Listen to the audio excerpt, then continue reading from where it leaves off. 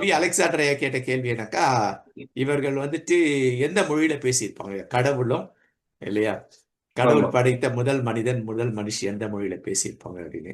பகலில் குளிர்ச்சியான வேலை அப்படி சொன்னாங்க. குளிர்ச்சியான வேலையெல்லாம் என்னன்னுட்டுன்னு அது 3 விதமான இதற்கான விளக்கங்கள். முதல் விளக்கம் அது என்ன மொழி பேசுனாங்கன்னுட்டு நமக்கு நமக்கு வந்து ரெக்கார்டு கிடையாது, எந்த மொழியில பேசுனாங்க அப்படின்னு. ஏன்னா நிறைய இடங்கள்ல வந்து பைபிள்ல இவர்கள் இந்த மொழி பேசினார்கள், இந்த மொழி பேசினார்கள், இந்த மொழி பேசினார்கள்லாம் நிறைய வரும் பைபிள்ல. பழைய ஏற்பாட்டிலையும் வரும், புதிய ஏற்பாட்டிலையும் வரும். அப்ப இவங்க என்ன மொழி பேசினாங்கன்னு நமக்கு தெரியாது. அடுத்தது என்னன்னாக்க, ஆஹ், எ- எ- ஆரம்பத்துல அவர்கள் பேச்சு வழக்கில் அது இருந்ததா அல்லது எழுத்து வடிவம் அதுல இருந்ததா? எழுத்து வடிவம் வந்து 3 எழுத்து வடிவம். ஒண்ணு வந்துட்டு வரி வடிவம். வரி வடிவம் பிக்சோரியல் படம், வரி படம். அதாவது நம்ம பிள்ளைங்க வந்து ஸ்டிக்மேன் பிக்சர்ஸ், ஸ்டிக்மேன் பிக்சர்ஸ். ஒரு தலை போட்டு ஒரு ஒரு கோடு போட்டு 2 கீழே போட்டா காலு, 2 போட்டா கை. இது வந்து இந்த மாதிரி அந்த மாதிரி வரி வடிவ படங்கள். அதுல வந்து உதாரணத்துக்கு ஆலேற்ற முதல் எழுத்து ஏ அப்படின்ற வார்த்தை எழுத்து இருக்கும். தமிழ்ல ஆ இல்லைங்களா, அந்த அந்த ஏவை வந்து இந்த பொசிஷன்ல இருக்கும், இந்த பொசிஷன் இப்படி இருக்கும் இல்லைங்களா. ஏ இப்படிதான் இருக்கணும் இல்லைங்களா, ஆனா அது வந்து இப்படி இருக்கும் இல்லையா. அடுத்தது இப்படி அந்த வெளியில நீட்டிட்டு இருக்கும். அப்ப இது என்னன்னா, இந்த வெளியில நீட்டி இருக்க ரெண்டுமே காலையின் கொம்பு. அப்போ ஆலேஃப் என்றால் என்ன அந்த அந்த படத்தை பார்த்த உடனே இது ஆலேஃப். அதுக்கு என்ன அர்த்தம்னாக்க நிறைய அர்த்தங்கள். மைய அர்த்தம் என்னன்னாக்க தலை இல்லையா, காளையின் தலை. கடவுள் வந்து தலையானவர், கடவுள் முதன்மையானவர், முதன்மைக்கு அப்பாற்பட்டவர். அடுத்தது வந்து காளைன்றது பவர்ஃபுல். அப்போ வந்து கடவுள் அனைத்து ஆற்றலும் சர்வ வல்லவரும் மிக்கவர். இப்படிங்கிற அர்த்தங்கள்ல ஒவ்வொரு அதுல வர எல்லா எழுத்துக்களுக்கும் இல்லைங்களா, இந்த இந்த இந்த வடிவத்துல இருக்கும். ஒவ்வொன்றுக்கும் அந்த அர்த்தங்களும் இருக்கும். ஏற்கனவே வந்து நம்ம குரூப்ல வந்துட்டு யாரோ கேள்வி கேட்டிருந்தப்போ கூட இவர் விளக்கம் கொடுத்திருந்தார், படமும் போட்டிருந்தார் நம்ம ஜிபிசி ஜூம் மீட் குழுவுல இல்லைங்களா. சோ இது ஒன்று இல்லைங்களா. முதல்ல எந்த மொழி பேசுறாங்கன்னு தெரியாது. யூதர்களுடைய நம்பிக்கை என்னன்னா அவர் எபிரேயத்தை தான் பேசி இருக்கிறார்கள் அப்படின்னு சொல்லிட்டுன்னு. அப்போ வந்து முதல்ல கடவுள் வந்துட்டு ஆபிராமை அழைக்கிறார். இல்ல, ஆபிராம்கிட்ட எந்த மொழி பேசியிருப்பார் இல்லைங்களா. ஆபிராம் கடவுள்கிட்ட எந்த மொழி பேசியிருப்பார். ஸோ இதெல்லாம் வந்துட்டு இந்த மாதிரி விஷயங்கள்லாம் வந்துட்டு கிரிட்டிக்கல் தியாலஜில போகும். நம்ம அந்த கிரிட்டிக்கல்குள்ளெல்லாம் போகக்கூடாது இல்லையா. கிரிட்டிக்கல்குள்ள போகும்போது நிறைய பிரச்சனை. நம்ம என்னன்னாக்கா அதுல என்ன முக்கியம், எண்ட் ரிசல்ட் என்னன்றதை நம்ம பார்த்துக்கிடணும் இல்லைங்களா. கடவுள் பேசினார், அப்ப எப்படி இருக்கும், அவர் அனைத்து ஆற்றலும் மிக்கவர், அவருடைய மொழியை பேசியிருக்கலாம் இல்லைங்களா. இல்லையா, அவர் கல்தேய தேசத்துல இருந்து வந்திருந்தார், கல்தேய மொழியை தான் கடவுள் பேசியிருக்கோம் அவர்கிட்ட இல்லைங்களா. ஊர் என்கின்ற கல்தே ஊர் என்ற இடத்துல இருந்துட்டு. ஸோ இப்படி நம்ம வந்துட்டு ஜென்ரல் இது கொடுத்துக்கணும். ஏன்னா இதுக்கு நம்ம தெளிவா நமக்கு இல்லை, ரெக்கார்ட்ல இல்லாததுனால நம்ம ஓரளவுக்கு எது நெருக்கமோ அதை நம்ம எடுத்துக்கிடலாம் இல்லைங்களா. ஒரு விஷயம் புரிஞ்சிட்டு இருக்கும். அடுத்தது வந்துட்டு என்ன, குளிர்ச்சியான வேலை. பகலில் குளிர்ச்சியான வேலைலாம் கிட்டத்தட்ட வெயில் இறங்கின அந்த 4 மணி முதல் 6 மணி வரைக்கும், இல்லை 3 to 6 மணி குளிர்ச்சியான வேலை. ஏன்னா கடவுள் வந்துட்டு தான் பேசுவது வந்துட்டு நல்ல சூழலை உருவாக்குகிற கடவுள். இதான் இதுல தெரிஞ்சுக்கணும். இதுல எது முக்கியம்னா கடவுள் நல்ல சூழ்நிலையில அவங்களோட பேசுறாரு. அப்ப மனதுல போய் உட்காரும். நல்ல தகர கொட்டாகையில போயிட்டு ஒரு பைபிள் காலேஜ் நடத்தணும். நல்லா வெயில் காலத்துல கிளாஸ் நடத்தவே முடியல. அப்ப சூழல் நல்லா இல்லை. அப்ப கடவுள் நல்ல சூழலில் நம்மை வைத்து அழகு பார்க்க விரும்புகிறவர், அது நமக்கு புரியணும். அடுத்து வந்து அந்த சூழல்ல அவர் எது பேசினாலும் இல்லையா, அவருடைய பிள்ளைகளுக்கு அது தெளிவாய் போய் புரியும், தெளிவாய் மனதில் பதியும். அதை அவர் செயல்முறைப்படுத்துவார்கள். அதான் சூழல் ரொம்ப முக்கியம், சூழ்நிலை அப்படிங்கிற இந்த இந்த விஷயம். அடுத்தது வந்து இது கவிதை நயத்துல இருக்கு. கவிதை நயத்துல சொல்லப்பட்டது முதல் 10 அதிகாரங்களே என்ன அப்படி சொல்லி பார்த்தா, முதல் 10 அதிகாரங்கள் இல்லையா, ஒரு ஒரு பியூட்டிஃபுல் ஸ்டோரி. அது அந்த ஸ்டோரியில எப்போ நம்ம இன்னைக்கு என்ன ரெக்கார்டு என்ன சொல்லுது இல்லையா, பல லட்சம் வருஷத்துக்கு முன்னாடி மனிதன் பிறந்தாடு, ஆனா நமக்கு 6500 தான் காண்பிக்குது. அப்ப யூதர்கள் நம்பிக்கை என்ன, நீ 6500 வருஷத்துல தான் பைபிள் படைப்பு வருது. ஆனா அது 10 லட்சம் 6 லட்சமோ 10 லட்சம் வருஷமோ எத்தனை வருஷம், அதாவது முதல் மனுஷன் வந்து யாருன்னா அவர் ஆதாம் இல்லையா? கடவுள் எங்க ஒருவர் இருந்தார், அவர் ஆதாம், அவர் ஏவாள், அவருடைய பிள்ளைகள் இருக்கிறது, அந்த நம்பிக்கை பற்றுறுதி இல்லையா? இதுதான் முக்கியம். அதுல வந்து அதன் அடிப்படையில நமக்கு முதல் 10 அதிகாரங்கள் வரும் இல்லைங்களா? அதான் ரொம்ப அழகான இது. அப்ப படைப்பு அப்படின்னு ஏற்கனவே பார்த்தோம். ஒரு நாள்ல படைத்தாரா அப்படின்னு சொன்னாக்கா, ஏன் முடியாது? அவரால் முடியும் இல்லையா? அனைத்து ஆற்றலும் மிக்கவர், அவரால் முடியும்.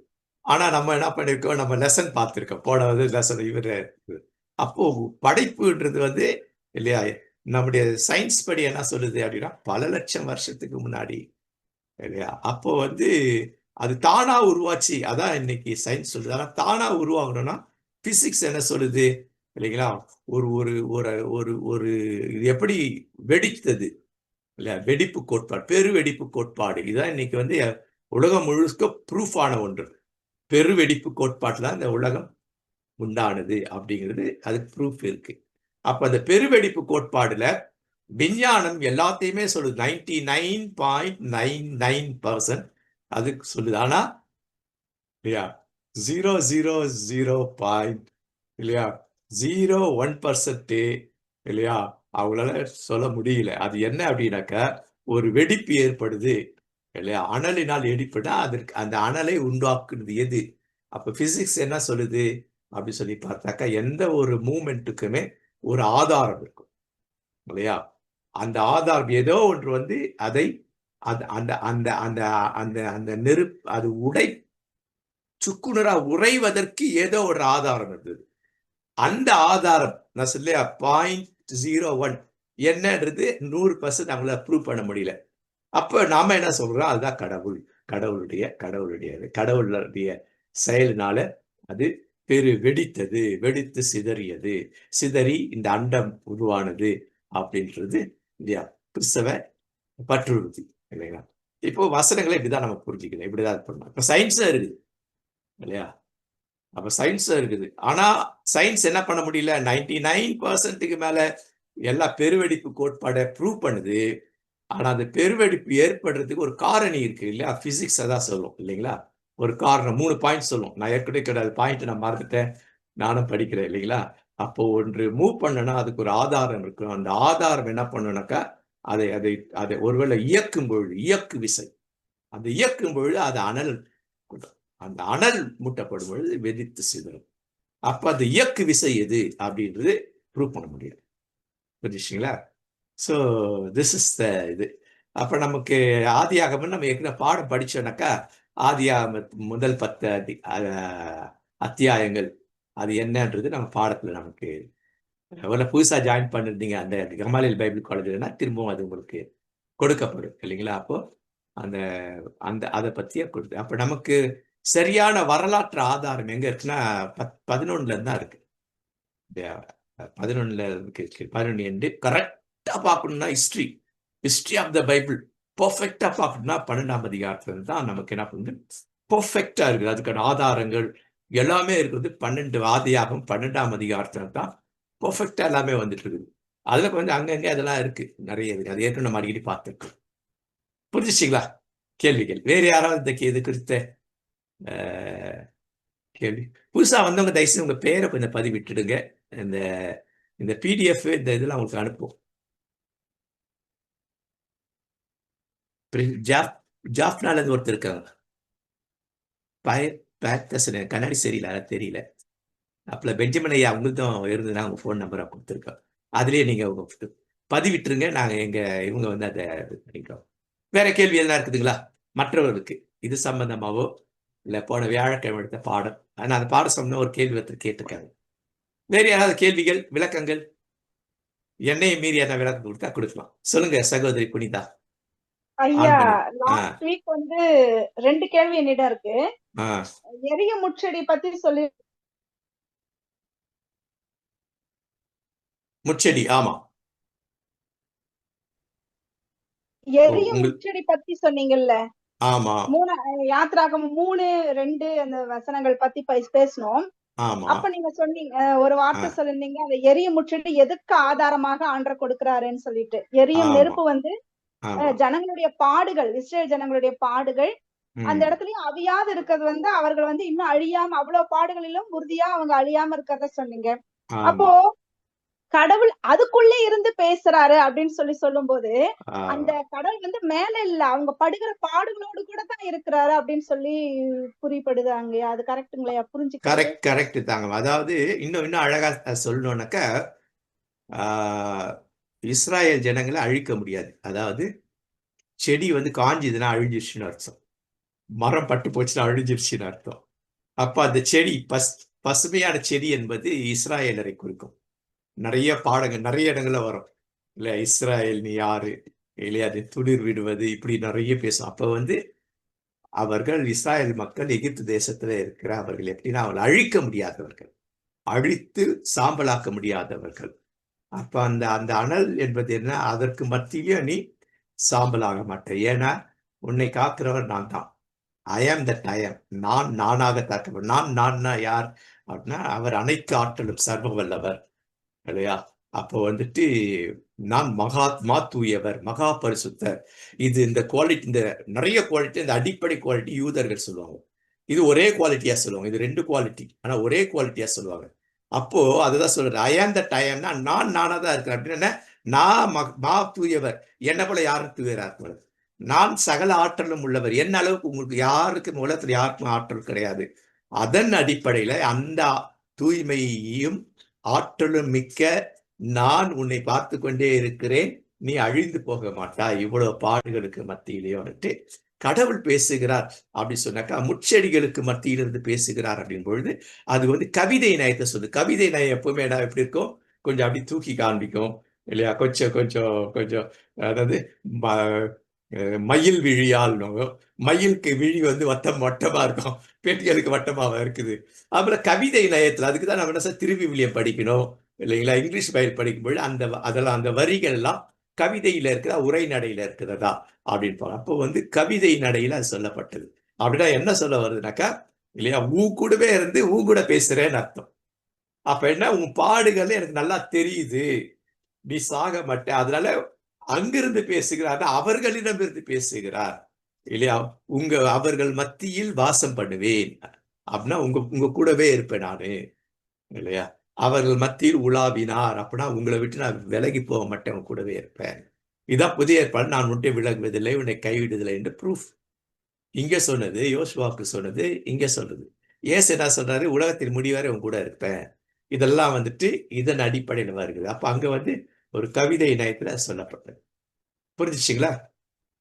புரிஞ்சிருச்சுங்கய்யா. Thank you thank you. தேங்க்யூ ஐயா, தேங்க்யூ. அடுத்த கேள்வி.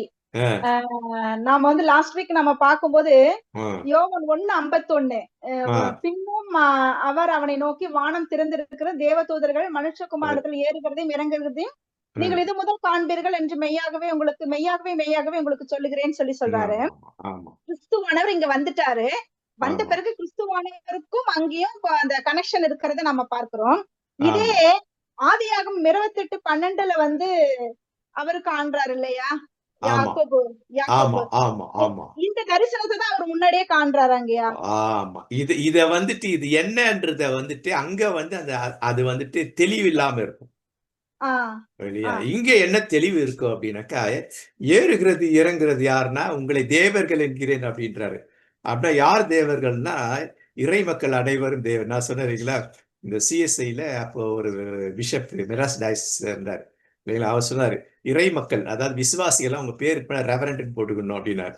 அப்படின்னா நாங்க மட்டும் இல்லை நீங்களும் தான் அப்படின்னா, அந்த அளவு அது உயர்வானது. கடவுள் பணி செய்வது, ரெவரன்ஸ்ன்றது கடவுள் பணி செய்வது தகுதியுள்ளவர்கள் அப்படின்னு. அப்போ யாரெல்லாம் நற்செய்தியை இல்லையா அறிவிக்கிறாரு, கடவுளிடத்திலிருந்து வந்தது. கடவுள் இல்லையா இங்கே வந்தார், இயேசு அவருடைய குமாரனாக அவர் நற்செய்தியை நம்ம கொடுத்த உலகம் எங்கு போய் நற்செய்தி அதை அறிவித்து எத்தனை பேர் மீட்படைகிறார்களோ, அப்போ என்ன அவர்கள் என்ன பண்ற, கடவுளுடைய பிள்ளைகள் ஆகிறார்கள்.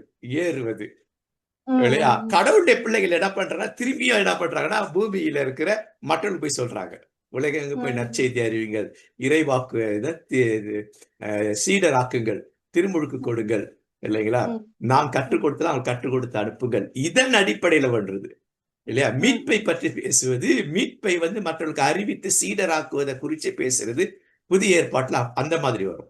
அப்படின்னா என்ன? இவர்கள் மேலானவர்கள் அப்படி. அப்ப என்ன? மீட்கப்பட்டவர்கள் மேலானவர்கள். கடவுள் என்றால் நம்ம மேல காண்பிக்கிறோம், மேலையா இருக்காரு, நமக்குள்ள இருக்காரு. அப்ப மேலானவர். நாம யார? கீழானவர்கள். புரியுதா? சண்டே ஸ்கூல் நம்ம சொல்லும் பொழுது கூட நம்ம என்ன பண்ணணும்?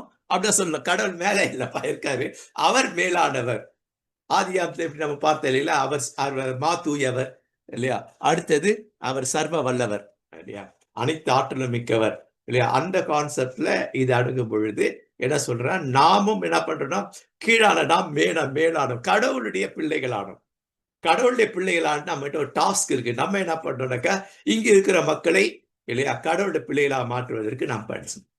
அந்த கான்செப்ட்ல சொல்லப்பட்டதுதான் இது. இதை நிறைய பேர் என்ன பண்ணிடுறாங்கன்னாக்கா, பரலோகத்துக்கு போறது இல்லையா, ரட்சிக்கப்பட்டவங்க இல்லைங்களா, ரட்சிக்கப்படாத நரகத்துக்கு போறது படம் போட்டு அப்படி காண்பிச்சுட்டு இருக்கிறாங்க இல்லையா? அது சரியான ஒரு இது கிடையாது. ஏன்னா வசனமும் அப்படி காண்பிக்கல இல்லையா? தூதர்கள் தான் என்ன பண்றாங்க?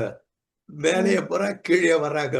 அப்ப நரகத்துல இருக்கிற தூதர்களை பத்தி அங்க பேசல. அப்ப தூதர்கள் நரகத்துல இருக்கிறாங்களா? அந்த மாதிரி நிறைய கான்ட்ரடிக்ஷன் இது வந்துடும். புரிஞ்சிருச்சுங்களா? அது வந்து புதிய ஏற்பாட்டுல ரொம்ப தெளிவு வருது. ஏன்னா ஏன் தெளிவு வருது? நம்ம நற்செய்தி புத்தகத்தை நம்ம தெளிவா படிக்கிறோம் இல்லையா? அதான் நம்ம பார்த்துட்டு இருக்கோம். இப்ப பார்க்கிறது நிறைய நற்செய்தி புத்தகம். இயேசு வந்த நோக்கம் என்ன, அதை நம்ம பார்த்தோம். இயேசு இல்லையா, இயேசு இந்த உலகத்துக்கு வந்த இயேசு பிறப்பதற்கு முன், பிறந்த போது, பிறந்த பிறகு, இந்த 3 கான்செப்ட் இல்லையா நற்செய்தி புத்தக கான்செப்ட். அப்போ பிறப்பதற்கு முன் என்ன ஆச்சு, பிறந்த போது இல்லையா, அதன் பிறகு பிறந்ததற்கு பிறகு அவருடைய 33 ஆண்டு வாழ்க்கை அதை என்ன பண்ணுது.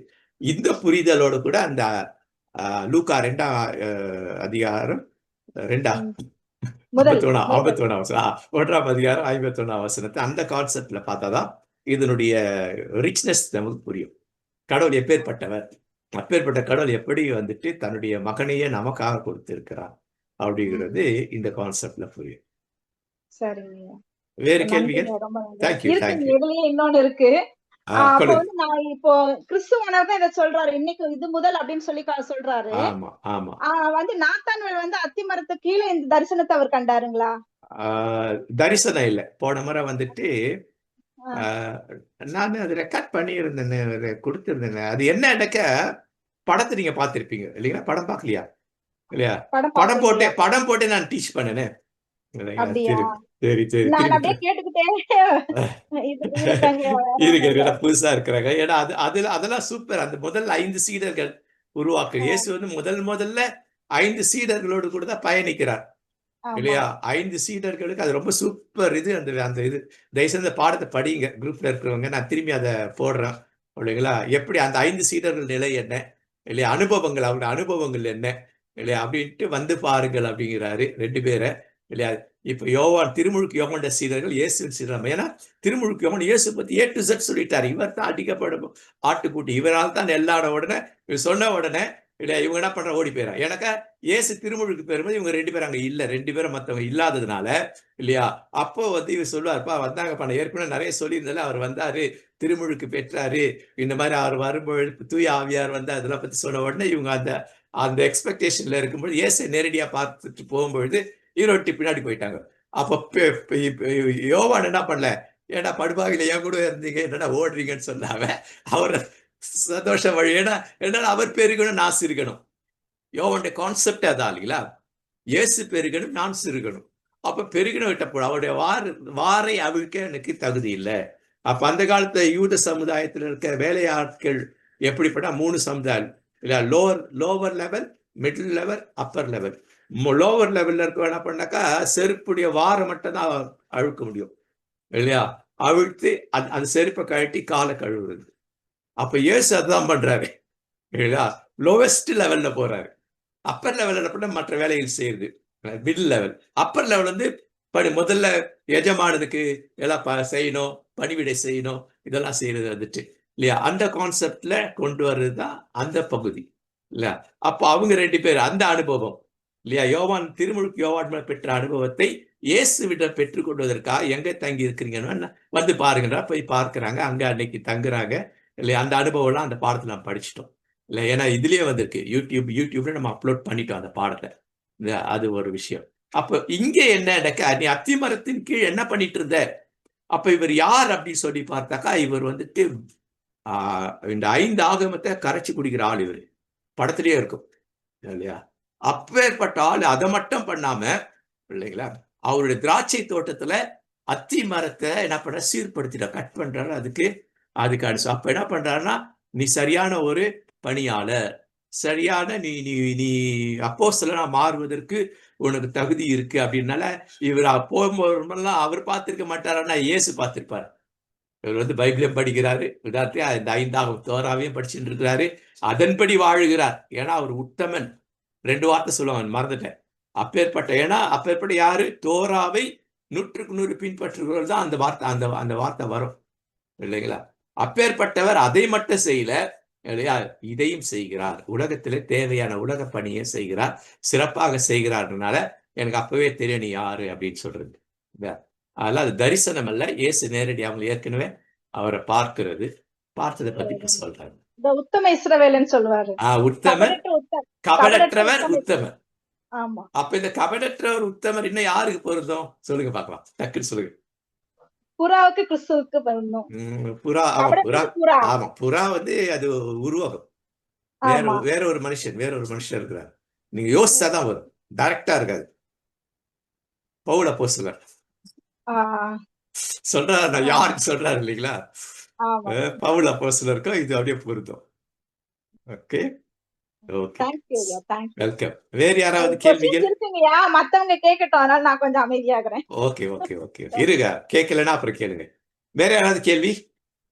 மேரி ரீட்டா, தயவுசெய்து உங்க போன் நம்பர் கொடுங்க, ஏன்னா அப்பதான் உங்களுக்கு இந்த நோட்ஸ் எல்லாம் அனுப்பும், பிடிஎஃப் நோட்ஸ் எல்லாம் அனுப்புறதுக்கு வசதி. அதான் மற்றவங்க யார் புதுசா இருக்கலாம். சரி, வேற கேள்விகள் இருக்குதுங்களா? போன வாரம் பாட சம்பந்தமா சகோதரி கேட்டாங்க, வேற கேள்விகள்? ஐயா, எனக்கு இன்னொரு கேள்வியா. ஐயா கேக்குதுங்களா?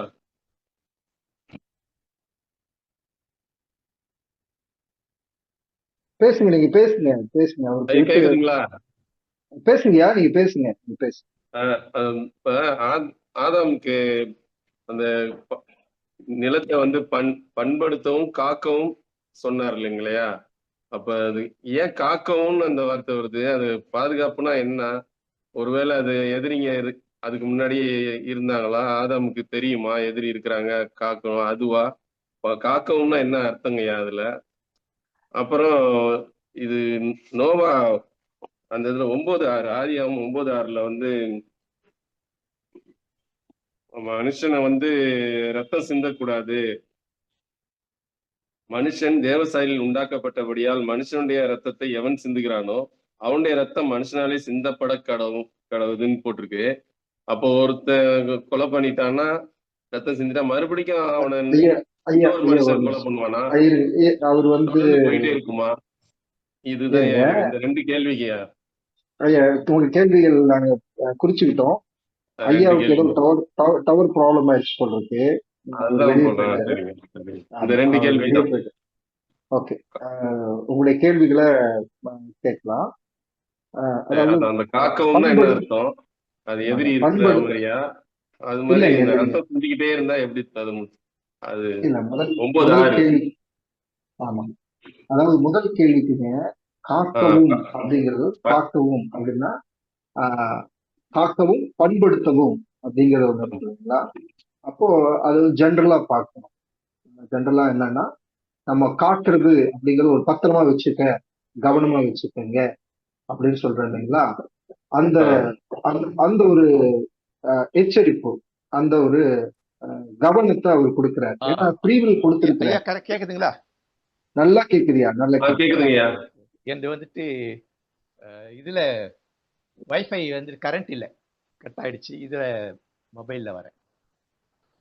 வேற என்ன கேள்விகள் ஐயா? ஐயா, அவருடைய கேள்வி நான் மறுபடியும் ரிப்பீட் பண்ணிடுறேன். ஆதியாகமத்துல 2ஆம் அதிகாரத்துல ஆதாம் கடவுள் சொல்றாரு இல்லைங்களா, காக்கவும் பண்படுத்தவும் வைத்தார் அப்படின்னா, அவர் காக்கிறதுக்கு அங்க ஏதாவது பிரச்சனை இருந்துச்சா, அதாவது பிரச்சனை இருக்கிறதுக்காக அது ஏன் பாதுகாக்க சொன்னாங்க? காக்க சொன்னாரு அப்படின்னு ஒரு கேள்வியா இருக்குது. ரெண்டாவது கேள்வி அவரே கேட்பாரு. முதல் கேள்விக்கு நீங்க விளக்கம் கொடுக்கலாம். காக்க பண்படுத்த அப்படிங்கிறது அது வந்துட்டு இவங்க வந்துட்டு அந்த அந்த தோட்டத்தை விட்டு விரட்டுறதுக்கு முன்னாடி சொல்லப்பட்ட வசனம். சரிங்களா? சரி, கேக்குதுங்களா ஐயா? நான் பேச கேக்குதுங்களா? நல்லா கேக்குதுங்க ஐயா. கேக்குது. ஓகே, அப்போ இது என்ன லிட்ரலா எடுக்க முடியாது. நிறைய விஷயங்கள் லிட்ரலா காக்கவும் பண்படுத்தவும் அப்படின்றது என்ன அப்படின்னாக்கா இல்லையா, அந்த மண்ணிலிருந்து எடுக்கப்பட்டவன் அடாம். அப்படின்னாக்கா மண் அப்படின்னு அர்த்தம், தூசின்னு அர்த்தம். அதுதான் நம்ம கல்லறையில கொண்டு போயிட்டு அடக்கம் பண்ணும் பொழுது இவளை புழுதிக்கு புழுதாகும், சாம்பலுக்கு சாம்பல் ஆகும் அப்படின்னா என்னன்னாக்கா அது நிலத்தை பத்தி பேசல, அவரை பத்தி பேசுது. மண்ணாகி அதாம பத்தி நீ இதை காத்துக்கோ, ஏன்னா எச்சரிப்பது. பின்னாடி என்ன பண்ணுவோம்னாக்கா பிசாசாக உன்னை என்ன பண்ணுவான், கழிச்சிடுவான். அதனால லிட்ரலா எடுத்தா பிரச்சனை வந்துடும். ஏற்கனவே அவர் எல்லாம் பண்ணிட்டார் இல்லையா. முதல்ல படைக்கும் பொழுது பூமி எப்படி இருந்தது, பண்படுத்தப்படாம இருந்தது.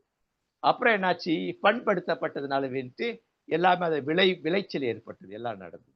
அப்போ அந்த மாதிரி இடத்துலதான் தோட்டத்துல எல்லாம் இருக்கும் பொழுது இவர் அது என்ன பண்படுத்தணும், பண்படுத்த வேண்டிய அவசியம் இல்லை இல்லைங்களா. என்னக்கா தினம் ரொட்டீன் ஒர்க் என்ன, தோட்டத்தை கொஞ்சம் பாரு, தண்ணி விட்டு, இதெல்லாம் சர்வ சாதாரணம். ஏன்னா அதனுடைய இன்டெப்த் என்ன சொல்லுது இல்லை. இவர் ரொம்ப அழகா அதை ஞாபகம் இல்லைங்களே, நியூ டெஸ்டமெண்ட்டுடைய பெரிய, ஏன்னா எல்லாரும் அதை பண்ணாங்க. அந்த புக் இருக்குது, ஞாபகம் மறதிதான், விக்லிஃப் இல்லையா, வில்லியம் விக்லிஃப் அவருடைய இதுல வந்துட்டு என்ன சொல்றேன்னா அது அவரை குறித்து கொள்ளுது.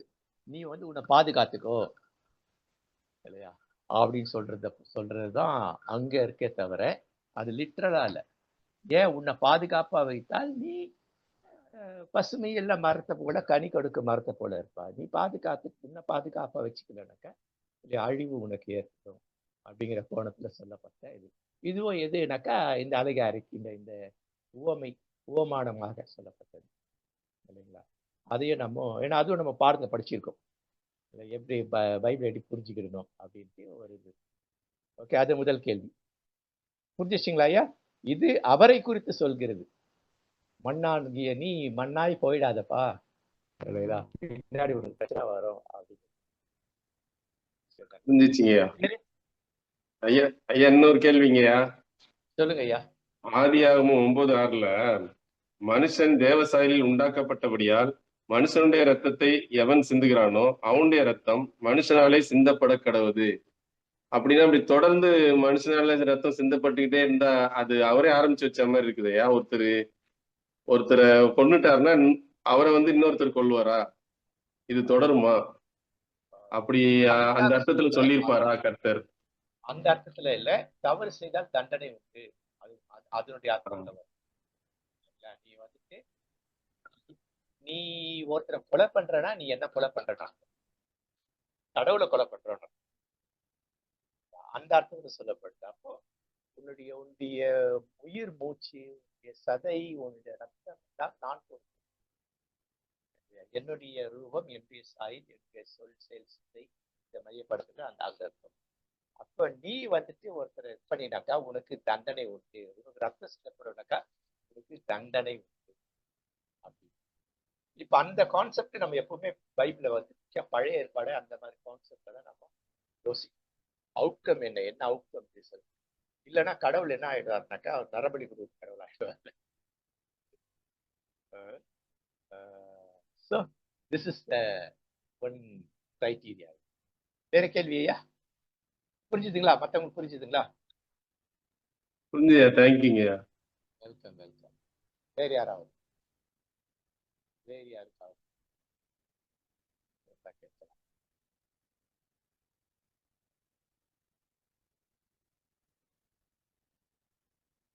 வேறு கேள்விகள் இல்லைங்களா? கேள்வி பாட சம்பந்தமான கேள்வி. ரீட்டா சிஸ்டர் டவுட் இருந்தா கேளுங்க. கனகா சிஸ்டர் டவுட் ஏதாவது இருந்தா, பைபிள் ரிலேட்டட் டவுட்ஸ் ஏதாவது இருந்தா கேளுங்க சிஸ்டர். பைபிள்ல இருக்கலாம். ஆமா, ஊழியம் பத்தி, ஊழியக்காரர்கள் பத்தி. அப்ப இப்ப பெரிய பிரச்சனை என்னன்னா பைபிள் பிரச்சனையோட ஊழியங்களை குறித்த பிரச்சனைகள், ஊழியக்காரர்களை குறித்த பிரச்சனைகள். அதனால நமக்கு என்ன பற்றுறுதி இல்லாம போயிடுறாங்க நிறைய இறை மக்கள் விசுவாசிகள் இல்லையா? பற்றுறுதி இல்லாம போயிடுறாங்க, சர்ச்சுக்கு ஒழுங்கா வர மாட்டாங்க, ஏன்னா தானே இருக்கிறாங்க, பிள்ளைங்க இருக்கிறாங்க. இதற்கு இது ஒரு காரணம். ஊழியர்கள் எது ஊழியக்காரர்கள். ஐயா சொல்லுங்கம்மா. நரபலி என்றவுடன் ஒரு கேள்வி எனக்கு வந்ததுங்கய்யா. நியாயாதிபதிகள்ல எப்தாவோட மகள் அவங்க அவர் சொன்னாருல்ல, பலியா கொடுக்கறேன்னு சொன்னாருல்ல, எப்தாவோட மகளை நியாயாதிபதிகள்ல. சொல்லுங்க, சொல்லி முடிச்சிருங்க. நம்ம கடவுளுக்கு நரபலி பிடிக்காது, அப்போ அவரு ஆலயத்துக்காக விட்டுருப்பாங்களோ அப்படின்னு எனக்குள்ளார ஒரு கேள்வி. அது சரியான ஒரு முடிவா என்ன அதை பத்தி கொஞ்சம் சொல்லுங்க. வசனத்தை நம்ம தெளிவா படிக்கணும்.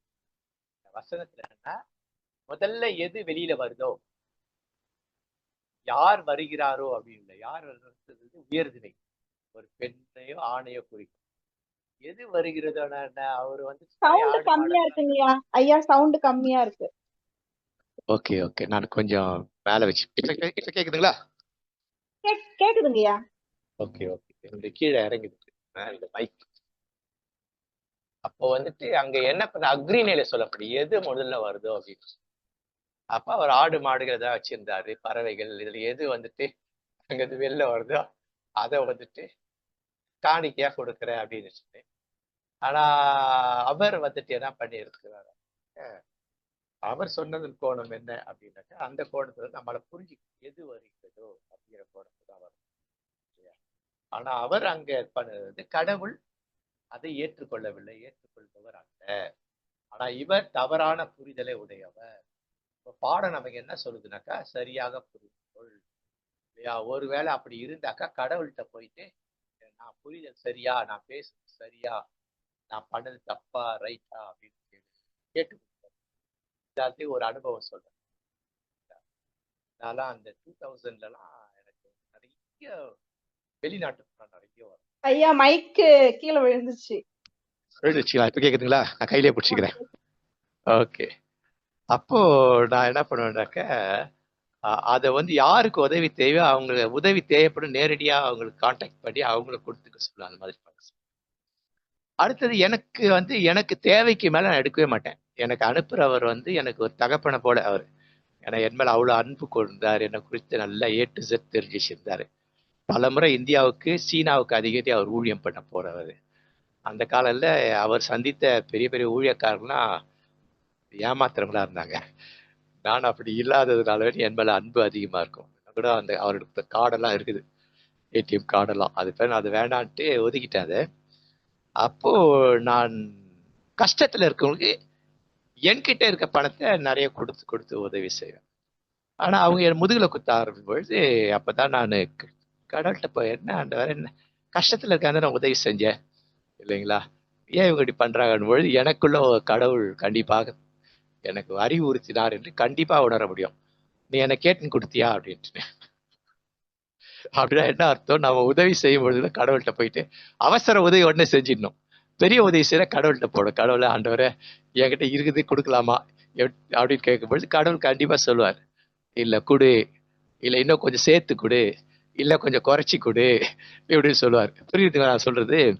சோ தவறு நடந்து விட்டது, கடவுளுக்கு பிடிக்காது. ஆனால் அதை தவறாக முதல்ல வருவது எது, என் பெண்ணு வந்துட்டா, ஆடு மாடு பறவை கோழி இந்த மாதிரி எதனா வரும்னு பார்த்தாக்கா வந்துட்டா, நான் வாக்கு தவறாம இருக்கணும் அப்படின்னாக்கா அந்த வாக்கு தவறாமை வேற மாதிரி போகுது.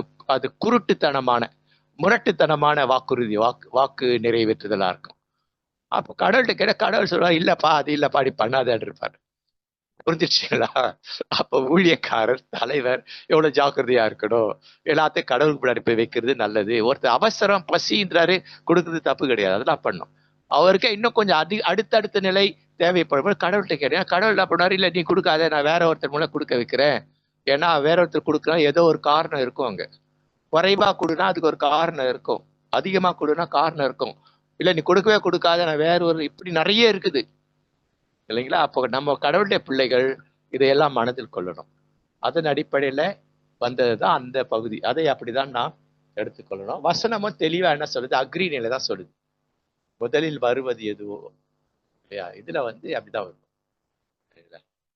ஹீப்ரூல அப்போ அந்த இந்த பொண்ணை வந்து நரபலி கொடுக்கல, அப்ப வந்து சர்ச்சுக்கு கொடுத்துருப்பாங்களா அப்படின்ற ஒரு கேள்வி எனக்குள்ள இருக்குங்க. அதுக்கு வந்து ஒரு தெளிவா இல்லைங்கம்மா. ஆனா நரபலி ஆமா. கொடுத்ததாதான் வந்துட்டு பெரும்பாலும் எல்லாரும் இருப்பாங்க. பெரும்பாலும் ஏன்னா அவங்க வந்து அதுக்குன்னு இருந்தாங்க. அது முதல்ல போயிட்டு அவங்க என்ன பண்ணா, அவங்க நேர்ந்து கொண்டாங்க. கடவுள்கிட்ட போயிட்டு கொஞ்ச நாள் இருந்துட்டு அது பிறகு என்ன நரபலி. அப்போ கடவுளுக்கு முன்னாடி போய்விட்டு அந்த இதுக்கு போயிட்டு அவங்க வழிபாட்டு தளத்துல போய் கொஞ்ச நாள் அவங்க இருந்திருக்காங்க. கடவுளுக்கு செய்ய வேண்டிய நேர்த்தி கடன்கள் எல்லாம் அவங்க சொல்லிருக்கலாம். நான் இதை பண்றேன், உங்களுக்கு அதை பண்றேன், அதெல்லாம் சொல்லிட்டு யார் பண்ணியிருக்கிறாங்க. ஒரு அவங்க கூட அந்த அம்மா கூட என்ன பண்ணிருக்கலாம்னா, அப்பா வந்து நல்ல ஊழியக்கா, அவர் சொல்ல தவறக்கூடாது இருந்தா தவிர, இந்த அம்மாவும் போயிட்டு கடவுள்கிட்ட பேசிடும். கடவுளே அப்பா சரியா, நீங்க வந்து அது மாதிரிலாம் பண்ண மாட்டீரே சரிங்களா, அது என்ன அப்பா தப்பா சொல்லியிருக்காரா, இல்ல அப்பா சொல்லி கரெக்ட் தானா பாருங்க. இது வந்து ஒரு குடும்ப பிரச்சனையா வருது. இப்ப நம்ம தவறு செஞ்சா நம்ம பிள்ளைகள் என்ன பண்ணுவாங்க, நம்ம தவறா சொல்லிட்டாங்க, அம்மா சொல்லிட்டாங்க, அப்பா சொல்லிட்டாங்க, செஞ்சே ஆகும். ஆனா அவங்களுக்குள்ள இல்லை தப்பாச்சு சரியில்லையா, அப்ப என்ன பண்ண அவங்க கடவுள்கிட்ட உட்காரு.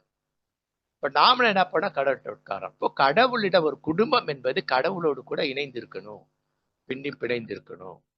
இந்த மாதிரி நிறைய அதுக்குள்ள லெசன்ஸ் நமக்கு நிறைய வருது.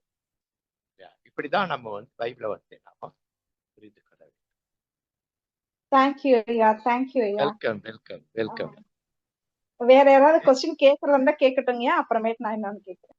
ஆமா, என்கிட்ட ஒரே ஒரு கேள்விதான் இருக்கு. கேட்டேன், எனக்கு பர்சனலா கேட்டாங்க, பாடத்தை குறிச்சு தான் கேட்டிருக்காங்க. அது மற்றவங்க கேட்கலாம், தைரியமா கேட்கலாம். சரிங்களா, உங்க கேள்வி வந்து தயவு செஞ்சு தப்பாயிடுமோ இல்ல முட்டாள்தனமா இருக்குமோ அப்படிலாம் நினைக்காது. எந்த ஒரு கேள்வியுமே என்ன அப்படின்னாக்க அது நமக்கு முட்டாள்தனமா இருக்கும், ஆனா மற்றவர்களுக்கு அது ரொம்ப பிரயோஜனமா இருக்கும்.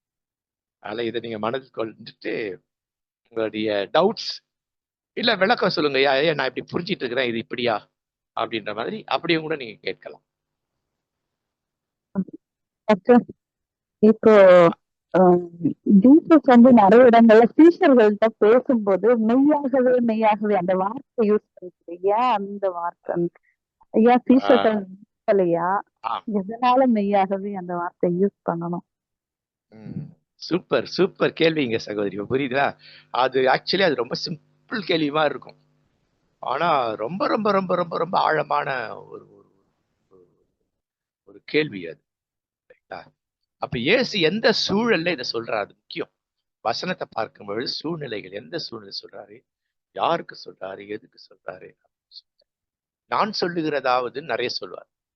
நான் சொல்லுகிறதாவதுன்ற வார்த்தையை பயன்படுத்துறாரு. மெய்யாகவே சொல்றேன்னு ரெண்டு ரெண்டு ரெண்டு கான்செப்ட் அது.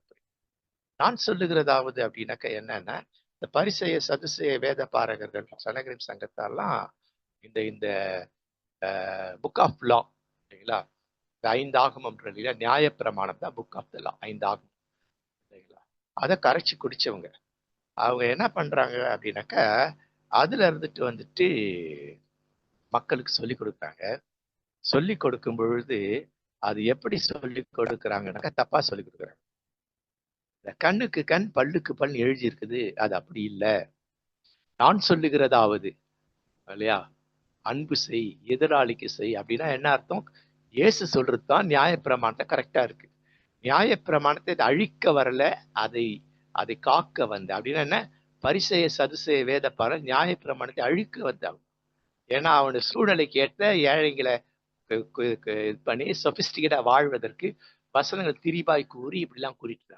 ஸோ ஒரு பார்ட் அது. அப்ப இயேசு சொல்ற சார் நான் சொல்றதாயே அங்க இருக்கு இல்லையா அப்படின்னுட்டு ஐ ஆம் த டைம், நான் அங்க வந்து அந்த நானாக இருக்கிறேன், நான் சொல்றதுதான் சரியானது அப்படிங்கிற கான்செப்ட்ல அங்க வருவதுதான் இந்த இந்த இந்த நிகழ்வு. அதை நம்ம முதல்ல மனதுல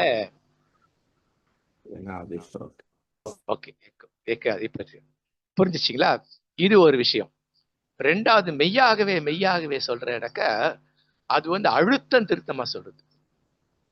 அது வந்துட்டு யூதர்களுடைய அந்த அந்த என்ன சொல்லுவாங்க,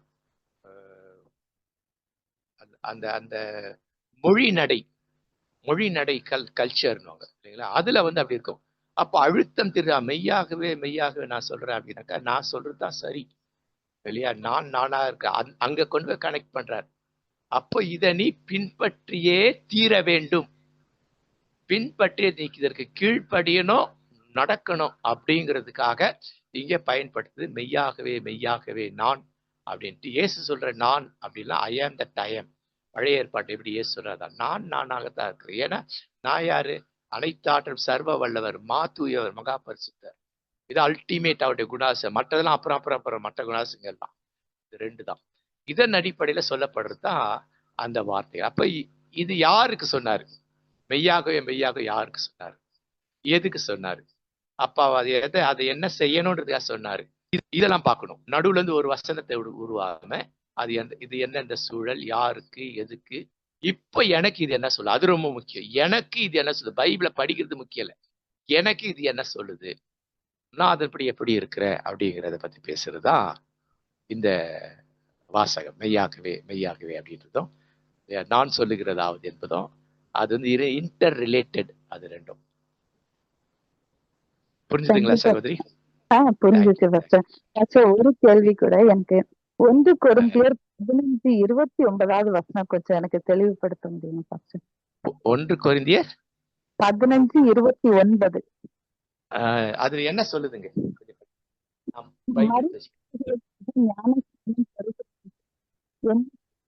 மருத்துவர்களுக்காக ஏன் ஞான ஸ்நானம் பெறுகிறார்கள்? அப்ப வந்து இது வந்து அங்க வந்துட்டு ஒரு குழு என்ன பண்ணுதுனாக்கா கலாச்சாரத்தை மாத்துது. இப்பவும் என்ன பண்றாங்க அப்படி சொல்லி பார்த்தாக்கா இல்லையா, ஒரு வீட்டுல வந்து ஒரு குடும்பத்துல வந்து ஒருத்தர் வந்து மீட்பு பெறுவார், ரட்சிக்கப்படுவார், சபைக்கு வர. அவங்க வீட்டுல இருக்கவங்க வந்து மட்டும் ரட்சிக்கப்பட மாட்டாங்க.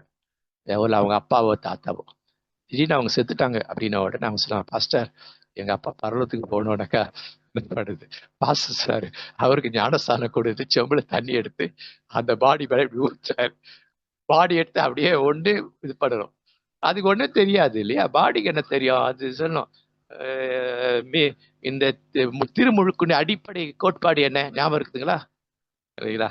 அடிப்படை கோட்பாடுனா 3 கோட்பாடு. அதை வச்சுதான் நம்ம திருமுழுக்கு கொடுக்கணும். நான் இல்லையா, accepting the authority of Jesus Christ, இயேசு கிறிஸ்துவனுடைய அதிகாரத்தை ஏற்றுக்கொள்ளுகிறேன். பிசாசின் அதிகாரத்தை இருக்க நான் அதை விட்டு இயேசுவின் அதிகாரத்தை ஏற்றுக்கொள்ளுகிறேன். அது நம்பர் 1.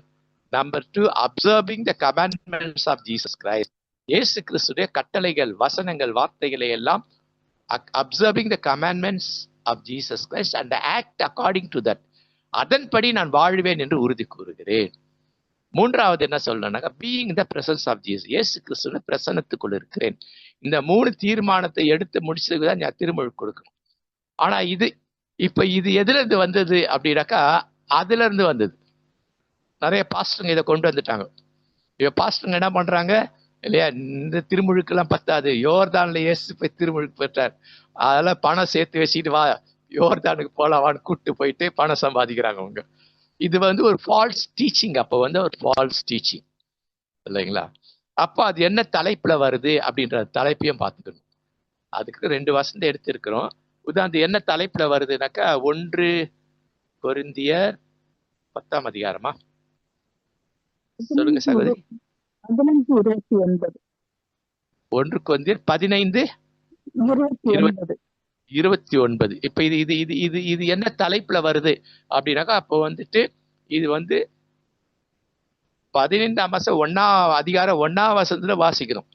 இந்த 1ல இருந்து 11 வரைக்கும் உயிர் பெற்றெழுதல், கிறிஸ்து உயிர் தெழுதல் அப்படிங்கிற தலைப்புல இருக்கும். அதுதான் அந்த திருவிவிலிய வச்சுக்க தலைப்பு இருக்கும். இந்த இங்கிலீஷ் பைபிள் வச்சுக்கன்னு சொன்னா தலைப்பு இருக்கும். அப்ப இது எதன் அடிப்படையில சொல்லப்படுதுனாக்கா உயிர் பெற்றெழுதல். அப்போ உயிர் தெழுதல் என்பது உண்டு. உயிர் தெழுதல்ல 2 நிலைகள் இருக்கு. ஒன்று இயேசுவோடு இருக்கும் நிலை, இயேசு இல்லாத இடத்துல இருக்கும் நிலை. அப்ப அப்படி இருக்கணும்னாக்கா இவங்க என்ன பண்ண, இயேசுவோடு இருக்கும் நிலைக்கு வரணும்னாக்கா இல்லையா, அவன் செத்து போயிட்டான்ல, அவன் இயேசுவோடு இருக்கும் நிலைக்கு வரணும், அவன் திருமுழுக்கு கொடு, ஞானஸ்தானம் கொடு அப்படி. அப்ப இறந்தோர் உயிர் தெழுதல் அப்படிங்கிற தலைப்புல 12ஆம் வசனத்துல இருந்து உங்களுக்கு எது வரைக்கும் வரும் அப்படின்னாக்கா 29 வரைக்கும் வரும். அடுத்தது தொடரும். உடல் உயிர் பெற்றெழுதல்னா என்னன்னு 35ஆம் வசனத்துல இருந்து 58ஆம் வசனம் வரைக்கும் வரும். அப்ப இந்த அதிகாரம் முழுசும் படிக்கணும். இந்த அதிகாரத்தை 3 தலைப்பு. அதுல இந்த நீங்க சொன்ன 2 வசனம் ஒரு தலைப்பு, இறந்து ஒரு உயிர்த்தெழுதல். பைபிளை வந்து இப்ப நம்ம அப்படிதான் நாம படிக்கிறோம். முன்னப்பிட்ட என்ன இருக்கு, அந்த 2 வசனம் எதை சொல்லுது, ஏன் சொல்லுது. அப்ப இது குறித்து நம்ம வந்து நாங்க டீச் பண்ணும்பொழுது, இது யார் இந்த கொள்கையை உருவாக்குனாங்க, இந்த சபையில, கொரிந்து சபையில நிறைய பிரச்சனை. இது ஒரு பிரச்சனை. ஒரு கூட்டத்தை சிலர் என்ன பண்ணாங்க, இந்த மாதிரி வழி நடத்திட்டு இருந்தாங்க, சரிங்களா. அப்ப வந்துட்டு மீட்பு பெறாதவன் திருமுழுக்கு பெற்றான் என்று சொன்னால் அவனுக்கு மீட்பு கிடைச்சிடும். அவன் உயிர்த்தெழுதல்ல இயேசுவோடு இருப்பான், இல்லையா. மீட்பு திருமுழுக்கு கொடுக்கலன்னா இயேசு இல்லாதவோட கூட, பிசாசோடு கூட, இல்லை நம்ம நரகத்துல இருப்பான் அப்படிங்கிற ஒரு அந்த கொள்கை. அப்ப இந்த கொள்கை குழப்பங்கள் முக்கியமா 1 கொரிந்தியர் நிறைய கொள்கை குழப்பங்கள், கோட்பாட்டு குழப்பங்கள், பற்றுறுதி குழப்பங்கள், அப்புறம் சமுதாய குழப்பங்கள், இல்லை இது மாதிரி நிறைய குழப்பங்கள், ஆன்மீக குழப்பங்கள்ல மையப்படுறது கொரிந்தியர் எழுதின திருமுகம். வேற இன்னும் கொஞ்சம் தெளிவு வேணுங்களா சகோதரி? புரிஞ்சிச்சிங்களா? இல்ல தெளிவு வேணும்னாக்கா கேட்கலாம். ஓகே. வேறு யாராவது தயவுசெய்து புதிதா வந்த உங்க போன் நம்பரை அப்படியே உங்க இதுலயே இது பண்ணிட்டீங்கன்னாக்கா நாங்க நோட் பண்ணி வச்சுக்குவோம். நாங்க இது PDF எல்லாம் அனுப்புவோம், நோட்ஸ் எல்லாம் அனுப்புவோம். அதை கொஞ்சம் மனசுல வச்சுங்க, புதுசா இருக்கிறவங்க. வேறு யாராவது? சகோதரி மேரி ரீட்டா இருக்காங்க. அப்புறம் காட் இஸ் குட். சொல்லுங்கம்மா, எதனா கேள்விகள் இருக்குதுங்களா? இது வந்து கேக்குதாயா? கேக்குதுங்கம்மா, நல்லா இருக்குங்கம்மா. ஒன்னும் இல்ல, இது வந்து டவுட்னு கிடையாது. ஒருத்தர் இப்படி என்ன கேள்வி கேட்டாங்க, அதுக்கு நான் பதில் சொன்னேன். ஆனா அது கரெக்டா இல்லையான்னு எனக்கு தெரியல. ஆக்சுவலா ஆண்டவர் வந்து ஏதேன் தோட்டத்தை படைக்கும் போது அந்த நடுவுல இருக்க விருட்சதான் நன்மை தீமை அறியத்தக்க அந்த கனியை உட்கொள்ளக்கூடாது, அப்பயே ஆண்டவர் வச்சாருன்னும் போது நான் என்ன பதில் சொன்னேன்னா, ஆண்டவர் படைச்சது எல்லாமே நன்மையா நல்லதா படைச்சாரு.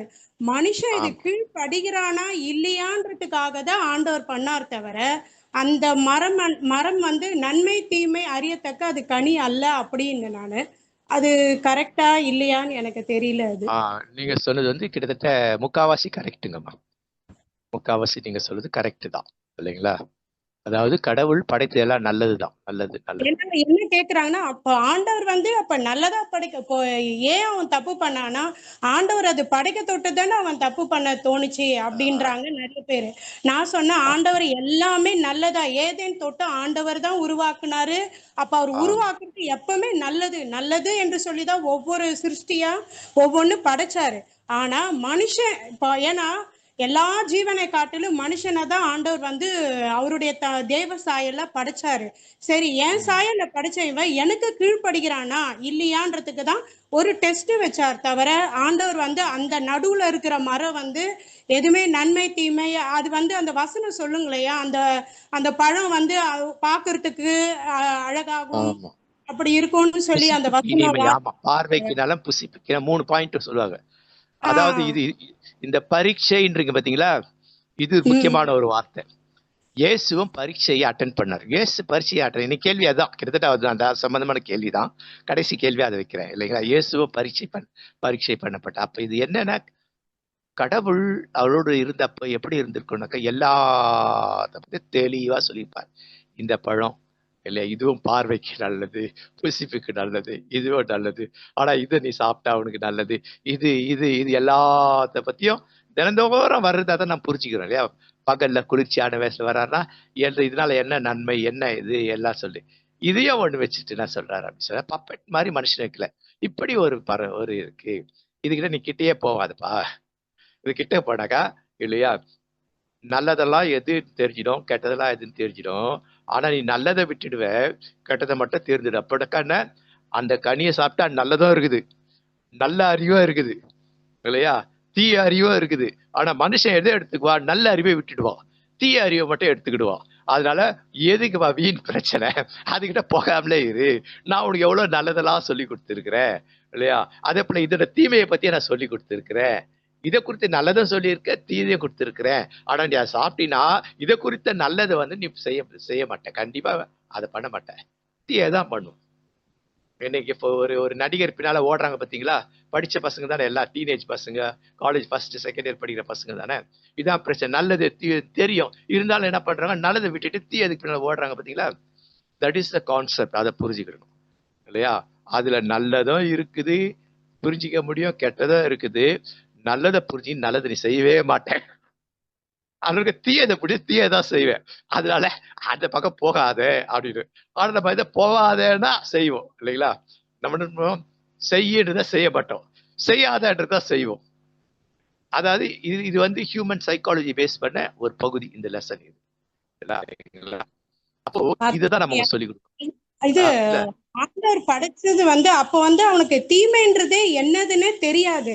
அப்ப இது கெட்டதுன்னு எப்படி தெரியும் ஆதாம் ஏவாளுக்கு? இது இல்லங்கம்மா, நல்லது கடவுள் வந்து, ஆமாங்கம்மா, அதாவது கடவுள் வந்து கடவுள் என்ன பண்ற, எல்லா பறவைகளை பத்தி, எல்லா மிருகங்களை பத்தி, எல்லா மரம் செடி கொடிகளை பத்தி, எல்லாத்த பத்தியும் அவர் பேசியிருப்பார். தினந்தோறும் என்ன பேசியிருப்பாங்க? இதெல்லாம் தான் பேசியிருப்பாங்க இல்லையா? தினந்தோறும் இந்த கடவுள் உட்காந்து ஒரு 3 மணி நேரமாவது உட்காந்து பேசியிருக்கிறாங்க. எனக்கா அப்படி பைபிளை போட்டு நான் புரிஞ்சுக்கிறேன்னா இதுதான் பேசியிருப்பாங்க. இது அப்ப இதுவும் நல்லதுதான். ஆனா மனித சிந்தை என்ன பண்ணுது, ஹியூமன் சைக்காலஜி என்ன பண்ணுது அப்படின்னாக்கா, இதுல நல்லது இருக்குது, நான் சொன்ன நல்லதெல்லாம் இதுல இருக்குது, நான் சொன்ன தீயதெல்லாம் இருக்குது. ஆனா நீ என்ன பண்ணுவ, அதை சாப்பிட்டீனாக்கா நல்லதை கண்டிப்பா நீ செய்யவே மாட்டேன், தீயதான் செய்வ. அது உனக்கு பிரச்சனை. புரியுதுங்களா? அந்த கோட்பாட்டின் அடிப்படையில அங்க வைக்கப்பட்டது ஒண்ணு. அடுத்தது, அது ஏன் அங்க வச்சிருக்காரு அப்படின்னாக்கா இல்லைங்களா, கண்டிப்பா மனுஷனுக்கு சுய உரிமையை கொடுத்தாரு. நீ எடுத்துக்கொள்வதும் எடுத்துக்கொள்ளாத உன் உரிமை. எடுத்துக்கொண்டால் உனக்கு என்ன நடக்கும், எடுத்துக்கொண்டா உனக்கு என்ன நடக்கும்ன்றதை தெளிவா கடவுள் சொல்லியிருந்தார்.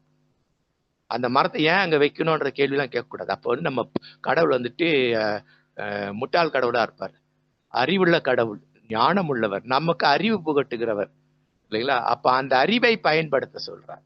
அப்போ சுய உரிமையை கொடுக்கிறார். இதெல்லாம் இருக்குதுப்பா, இது என்னெல்லாம் நல்லது எல்லாம் கெட்ட எல்லாம் தெரியுது, நீ எதை தெரிந்து கொள்ள, நன்மையானதை தெரிந்து கொள்வாயோ இல்லையா? திருப்பாடல வருது இல்லைங்களா, நிறைய இடத்துல நல்லதை தெரிந்து கொண்டு செயல்படுவாயோ அப்படின்னு நிறைய இடத்துல வரும். அப்படின்னா என்ன அர்த்தம்? இதன் அடிப்படை எழுதப்பட்ட அந்த வசனங்கள் தான் அதெல்லாம். அப்ப கடவுள் அங்க வைத்திருக்கிறார் என்று சொன்னால் எல்லாம் நல்லது, இதுவும் நல்லது. இதுல தீமை என்பதை விட்டுவிட்டால் உனக்கு நல்லது, நல்லது என்பதை பின்பற்ற உனக்கு நல்லது. அப்படின்னா அது நல்லதுதான் இல்லையா? அதனால நான் ஏற்கனவே சொல்லிட்டேன், இதுல என்ன தீமைன்றதை உனக்கு சொல்லி கொடுத்துருக்கேன், நல்லது எதுன்னு சொல்லி கொடுத்துருக்கேன். இதோட நிறுத்திக்கிட்டு நல்லது, இதுல இருக்க நல்லதையே பின்பற்று, தீமையை பின்பற்றாத. அந்த பழத்தை சாப்பிட்டீனாக்கா நீ என்ன பண்ணுவேன்னா, பழத்தை பார்த்தா நீ என்ன டிசைட் பண்ணுவ, தீமையை பின்பற்ற டிசைட் பண்ணுவ. இதை புரிஞ்சுக்கணும். அப்ப அவனுக்கு உரிமையை கொடுத்திருக்கார். தீமையை பின்பற்ற போறியா, நன்மையை பின்பற்ற போறியா இந்த மரத்தின் ஊடாக அப்படிங்கிறத தெளிவுபடுத்தி தான் அது. அப்படிதான் அதை நாம் மற்ற சொல்லிக் கொடுக்கணும் இல்லையா? பைபிள் எப்பவுமே நமக்கு நிறைய சொல்லிக் கொடுக்கும். இது நமக்கு சொல்லிக் கொடுக்குது, உங்களுக்கு எனக்கு சொல்லிக் கொடுக்குது. இந்த மொபைல் வந்துட்டு நல்லதும் இருக்கு, கெட்டதும் இருக்குது. புரியுதுங்களா? இப்ப அந்த கோணத்துல பார்க்கணும் இதெல்லாம். இந்த காலத்துல பிள்ளைகள் சொல்லுவோடக்கா. அப்ப எல்லாவற்றிலும் இருக்கிறது. அப்போ நாம் கடவுளோடு பயணிக்கும்போது, இயேசுவோடு பயணிக்கும்போது தான் எது நல்லது எது கெட்டது என்று தூய ஆவியார் தெரிந்து கொள்வோம். முடிவு யார் எடுப்போம்? நாம தான் எடுப்போம். நல்லதை தெரிந்து கொள்ள போறோமா, தீயதை தெரிந்து கொள்ள போகிறோமா? தேங்க்யூ ஐயா. இன்னொரு ஒரே ஒரு கேள்வி கேளுங்கம்மா, கேளுங்க. என்னன்னா, நான் ஆண்டவர் பத்தி மத்தவங்களுக்கு ஹிந்து ஜனங்கள் சொல்லும் போது அவங்களே ஒரு கேள்வி கேட்பாங்க. இந்த படங்கள்லாம் பார்த்துட்டு ஆண்டவர் சிலுவையில அறையும் போது வந்து ஒரு கல்லனை வந்து பெருமையா இதுவா ஆண்டவரை தூஷணமா பேசுவான். ஆனா ஒரு கல்லன் வந்து ஆண்டவர் என்ன சொல்ற, தன்னை தாழ்த்தியதுனால ஆண்டவர் நீ என் பரதேசில் இருப்பாய். ஆனா ஆண்டவர் இந்த வசனம் சொல்லியிருக்காரு, ஒருவன் ஜலத்தினாலும் ஆவினாலும் பிறவாவிட்டால் பரலோகத்துல பிரவேசிக்க முடியாது. அப்ப இவன் போறானே, அப்ப நாங்க எதுக்கு ஞானஸ்நானம் எடுக்கணும், நாங்க ஏன் அபிஷேகம் பெறணும் அப்படின்னு சொல்லி சில பேர் கேள்வி எல்லாம் கேட்பாங்க. அதுக்கு என்ன நான் தகுந்த பதில் நான் சொல்லணும்? ஆமா, அதாவது நீங்க சொன்ன அந்த யோவான் நற்செய்தி நூல் வந்து திருமுழுக்க பத்தி பேசல, அது ஞானஸ்தானத்தை பத்தி பேசல. இந்த பாடம் நான் ஏற்கனவே எடுத்திருக்கிறேன். இதுல இருக்கும், நம்ம சிஸ்டர் இவங்கிட்ட இருக்கும்னு நினைக்கிறேன். அதுக்கு என்ன அர்த்தம் அப்படின்னு இருக்கும்.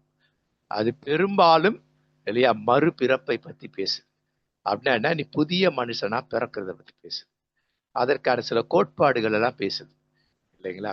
அது அப்படியே வந்து திருமுழுக்கு அது பேசல. அதை முதல்ல நம்ம ஞாபகம் வச்சுக்கணும். ஏன்னா நம்ம அப்படியே சொல்லி கொடுத்துட்டோம். ஞானஸ்தானம், அது ஞானஸ்தானத்தை பத்தி அதை பேசலை, அது ஒரு விஷயம். இன்னொன்று வந்துட்டு என்ன அப்படி சொல்லி பார்த்தாக்கா, அங்கே அவர் படிச்சது என்னன்னாக்கா இல்லையா, எமர்ஜென்சி. நீ கடைசி நேரத்துல நீ சாகிறதுக்கு முன்னாடி என்னை பார்த்து ஆண்டவரே நான் பாவின்னு சொன்னா நீ மீட்டு போயிருவாய், அவ்வளவுதான். இது ஞானஸ்தானம். இதெல்லாம் என்னன்னா இதெல்லாம் முறைகள். அது ஞானஸ்தானம் ஒரு பாடம் இருக்குது. ஒரு சிஸ்டர் இவங்க அது போடுவாங்க, திருமுழுக்குனா என்ன, இந்த பாடங்கள்லாம் பழைய பாடங்கள், அது பெரிய பாடம், ஒவ்வொன்றும் பெருசு. அது நீங்க அந்த பாடத்தை படிச்சீங்கன்னா அது கேட்டீங்கன்னா உங்களுக்கு விளங்கும். நான் சும்மா சுருக்கமா சொல்லி இப்ப சொல்லிட்டேன்னா உங்களுக்கு அந்த பாடத்தை வரல போட்டாங்கன்னாக்கா அது உங்களுக்கு ரொம்ப விளக்கம் கிடைக்காதுல. அப்போ அங்க என்னன்னாக்கா இல்லையா, 2 பேருக்குமே வாய்ப்பு கொடுக்கப்படுகிறது. இப்போ ஏதேன் தோட்டத்துல எப்படி வாய்ப்போ அந்த மாதிரி வாய்ப்பு இல்ல, ஒருத்தர் வாய்ப்பை பயன்படுத்திக்கிறார். 2 பேருக்குமே இயேசு யாருன்னு தெரியும், 2 பேருக்குமே தெரியும் இயேசு. ஆனா ஒருத்தர் என்ன பண்றாருனாக்கா எனக்கு இயேசு தேவையில்லை அப்படிங்கிறார், இன்னொருத்தர் இயேசு தேவைங்கிறார். அதன் அடிப்படையில் அவர் மீட்பு ரட்சிக்கப்படுகிறார். அப்போ சாவறதுக்கு ஒரு செகண்டுக்கு முன்னாடி கூட இல்ல, ஒரு வசனத்தை ஒரு இதை சொல்லி முடிக்கிறேன். நான் வந்து ஆக்சுவலா பிராமின் கான்வெர்ட். நான் தான் ஃபர்ஸ்ட் இயேசுவை ஏற்றுக்கணும்.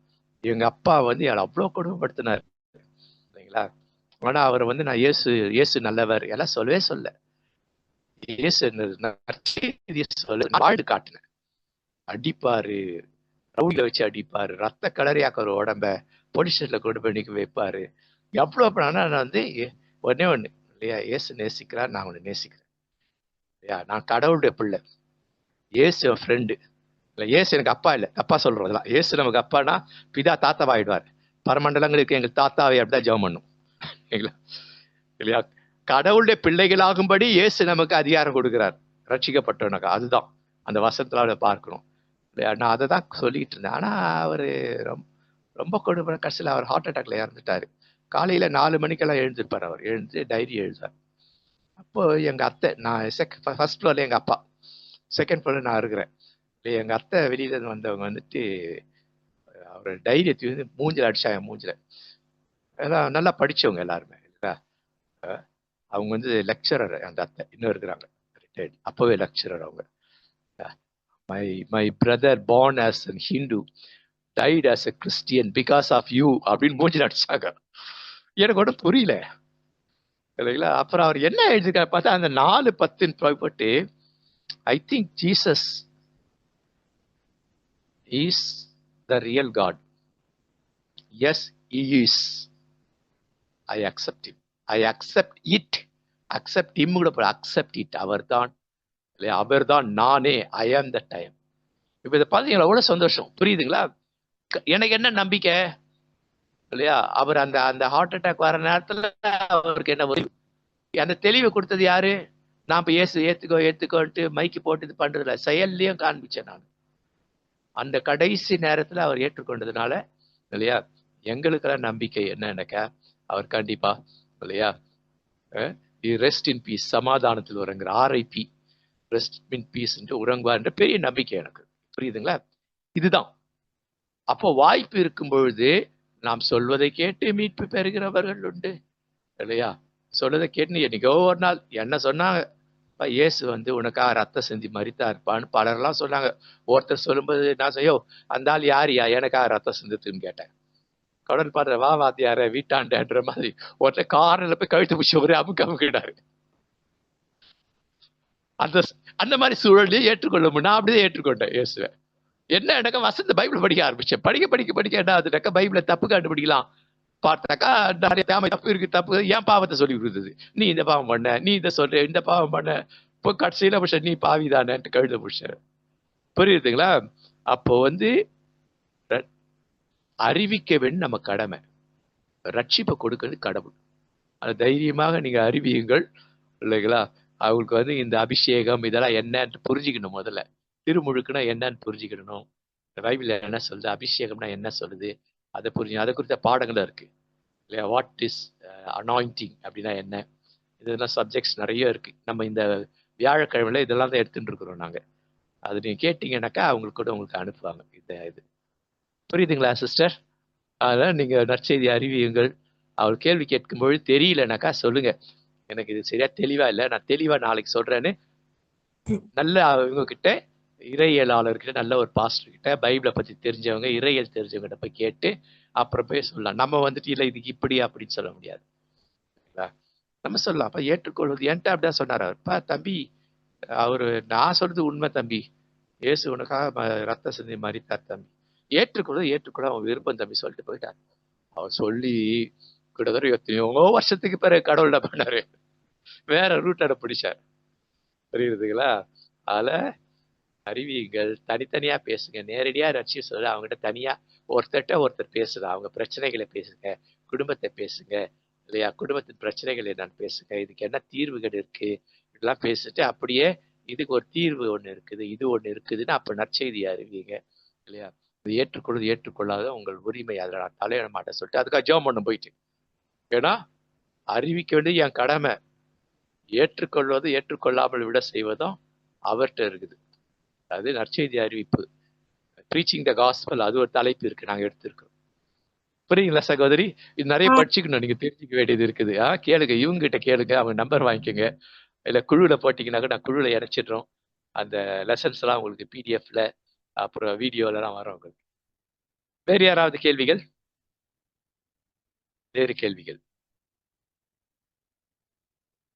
சகோதரி சிமி, இன்னைக்கு நீங்க ஒரு இது கேட்ட சண்டே ஸ்கூல் பத்தி, வேர்ல்டு சண்டே ஸ்கூல் பத்தி கேட்டு நீங்க தாங்களா? ஆமா பாஸ்டர். ஓகே, அனுப்பியிருக்கேன். World Sunday school history short, பெரிய பகுதி. நான் ரொம்ப பழையசு, நான் வந்து 2000 ஒரு ஒரு சண்டே ஸ்கூல் லீடர்ஸ்க்கான ஒரு ட்ரைனிங்ல அதை எடுத்தேன். ஓகே, பிடிஎஃப் அனுப்பியிருக்கேன் உங்களுக்கு. பிடிஎஃப்ல அந்த இதுதான். வேற யாராவது? ஓகே, சேவ் பண்ணி வச்சுங்க அது பிடிஎஃப்.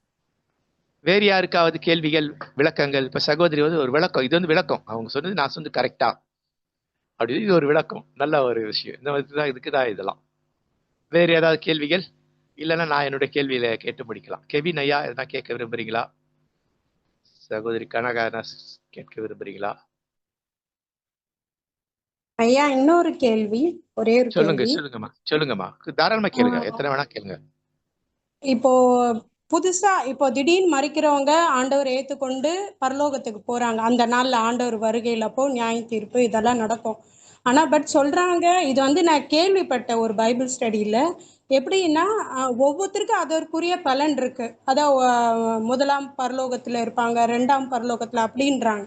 இப்ப நல்ல ஊழியம் செஞ்சு ஆத்தும ஆதாயம் பண்ணி வர்றவங்களுக்கு அவங்களுக்கு ஒரு எப்படி first prize, second prize, third prize மாதிரி அந்த மாதிரி இருக்கா பரலோகத்துல? இல்ல எல்லாரும், ஏன்னா நிறைய பேர் ஊழியம் செஞ்சு ஆத்துமாதாயம் பண்ணவங்களும் இருக்கிறாங்க, சில பேர் திடீர்னு மரணமாயி அந்த கடைசி தருணத்துல மறிச்சு ஆண்டவரை ஏத்துப்பாங்க. சோ அவங்களுக்குலாம் இடம் எப்படி, அது அந்த மாதிரி இருக்கா? அப்படியெல்லாம் இல்லைங்கம்மா, பைபிளை சரியா படிக்கணும். வெளிப்படத்துல படிச்சாலுமே அந்த பிரச்சனை வரும். வெளிப்படத்துல புரிஞ்சுக்கிறதுனாக்க குறைஞ்சது ஒரு 40 மணி நேரம், அதுக்கு குறைஞ்சது மினிமம் ஒரு 40 hours பாடம் இருக்கு. அது பாடம் நம்ம இதுலயும் போட்டிருக்கு, நம்ம குழுலயும். நம்ம கமாலியல் இந்த குழுல இல்ல, நம்ம குழு வந்து கமாலியல் பைபிள் காலேஜ் ஜூம் மீட் குழு நமது. கமாலியல் பைபிள் காலேஜ் தான் மெயின், அதுலயும் வந்து ஒரு பாடம் இருக்கு, வெளிப்படுத்தல். நாங்க எடுக்கிறது உண்டு இல்லைங்களா. கிட்டத்தட்ட 40 மணி நேரம் மினிமம், அதிகபட்சம் 50 hours. அதான் வெளிப்படுத்தல் புரியுது. வெளிப்படுத்தல படிக்கும்போது நிறைய எதை பத்தி சொல்ல, பரலோகம் நரகம் அப்படின்ற ஒரு இடத்த பத்தி பேசுது. உண்மையில சொன்னாக்கா அதை நல்லா பார்த்தாக்கா அது இல்லை அங்க இல்லைங்களா. ப்ராக்டிக்கலா பார்க்கும்போது அந்த பிரச்சனை வரும் இல்லையா. பரலோகத்தை எப்படி தங்கத்தாலேயே, அது தூய தங்கம், பசும்பொன் தூய தங்கம், நம்ம பயன்படுத்துறது வந்துட்டு தூய்மை இல்லாத தங்கம். ஏன்னா அதை காப்பர் மிக்ஸ் பண்ணாதான் ஸ்ட்ராங்கா இல்லையா இருக்கும். அப்ப அது ரப்பர் மாதிரி இருக்கும், வளையும் தூய தங்கம். அப்ப தூய தங்கத்துல பில்டிங் கட்டினா என்ன ஆகும்? பிள்ளைங்க என்ன பண்ணுவாங்க, படிக்கிறாங்க ஸ்கூல்ல, ஹார்ட் மெட்டீரியல், சாஃப்ட் மெட்டீரியல்லாம் படிக்கிறாங்க. அப்ப அது எதை குறித்த, இடத்தை குறிக்கல இல்லைங்களா. ரெண்டுமே இயேசு பத்தி, இயேசுவோடு இருத்தல், இயேசு இல்லாத இடத்தில் இருத்தல், அதுதான் முக்கியம், புரிஞ்சுக்கணும் இல்லையா. அப்போ அது இயேசுவோடு இருத்தல்னாக்கா அது பரலோகம் போல இருக்கும், அந்த உருவகம் வரும். அப்போ நரகம் அப்படின்னாக்கா என்ன, இயேசு இல்லாத இடமே எனக்கு நரகம் தான், இந்த கான்செப்ட்ல அதை புரிஞ்சு. அப்போ இயேசு வந்து பட்சபாதம் பண்றவர் இல்லை, கடைசியில ஏற்றுக்கொண்டார், வெறுமனே ஏற்றுக்கொண்டார். அவர் ஊழியெல்லாம் பண்ணல, போய் ஒருத்தர் கூட நற்செய்தி அறிவிக்கல. இயேசு பிரதான கட்டளை போய் நற்செய்தி அறிவிங்கள்ன்றாரு, அதை பண்ணல, கடைசியில பண்ணாரு. அப்ப இயேசு கிட்ட கடவுள்கிட்ட பட்சபாதம் இல்லை, ஒன்னே ஒண்ணுதான், என்னை இந்த 3 அடிப்படையில என்னை ஏற்றுக்கொள். அவ்வளவுதான். அதை புரிந்து ஏற்றுக்கொள்ளலாம், புரியாம முழு மனசோட ஆண்டவர் அது புரியல, ஆனா நான் ஏத்துக்கிறேன் ஆண்டவரை, நான் பாவின்றதை உணர்றேன் ஆண்டவரை. அதான் முக்கியம். நான் மனம் திரும்புறது தான் அடிப்படை. நான் மனம் திரும்புறேன் ஆண்டவரை, நான் திரும்ப வரேன் ஆண்டவரை சேர்றேன். இதுதான் அடிப்படை. அதுல ப்ரீச்சிங் த காஸ்பல்ல நான் சொன்ன இதெல்லாம் வரும் இல்லைங்களா? அப்ப என்னடாக்கா, இதை ஒரு முறை ஒரு வாலிப கூட்டத்தை பேசினப்போ ஒரு பையன் சொன்னார், ஒரு தம்பி, ஆனா ஒரு நரகம்ன்ற இடத்துல இயேசு இருந்தா கூட நான் அங்கதான் இருப்பேன், இயேசு கூட இருப்பேன். அப்படின்னா நரகம் எனக்கு ஒரு பொருட்டே கிடையாது, இயேசுதான் பொருட்டு. இப்போ புரிஞ்சிடுச்சுங்களா?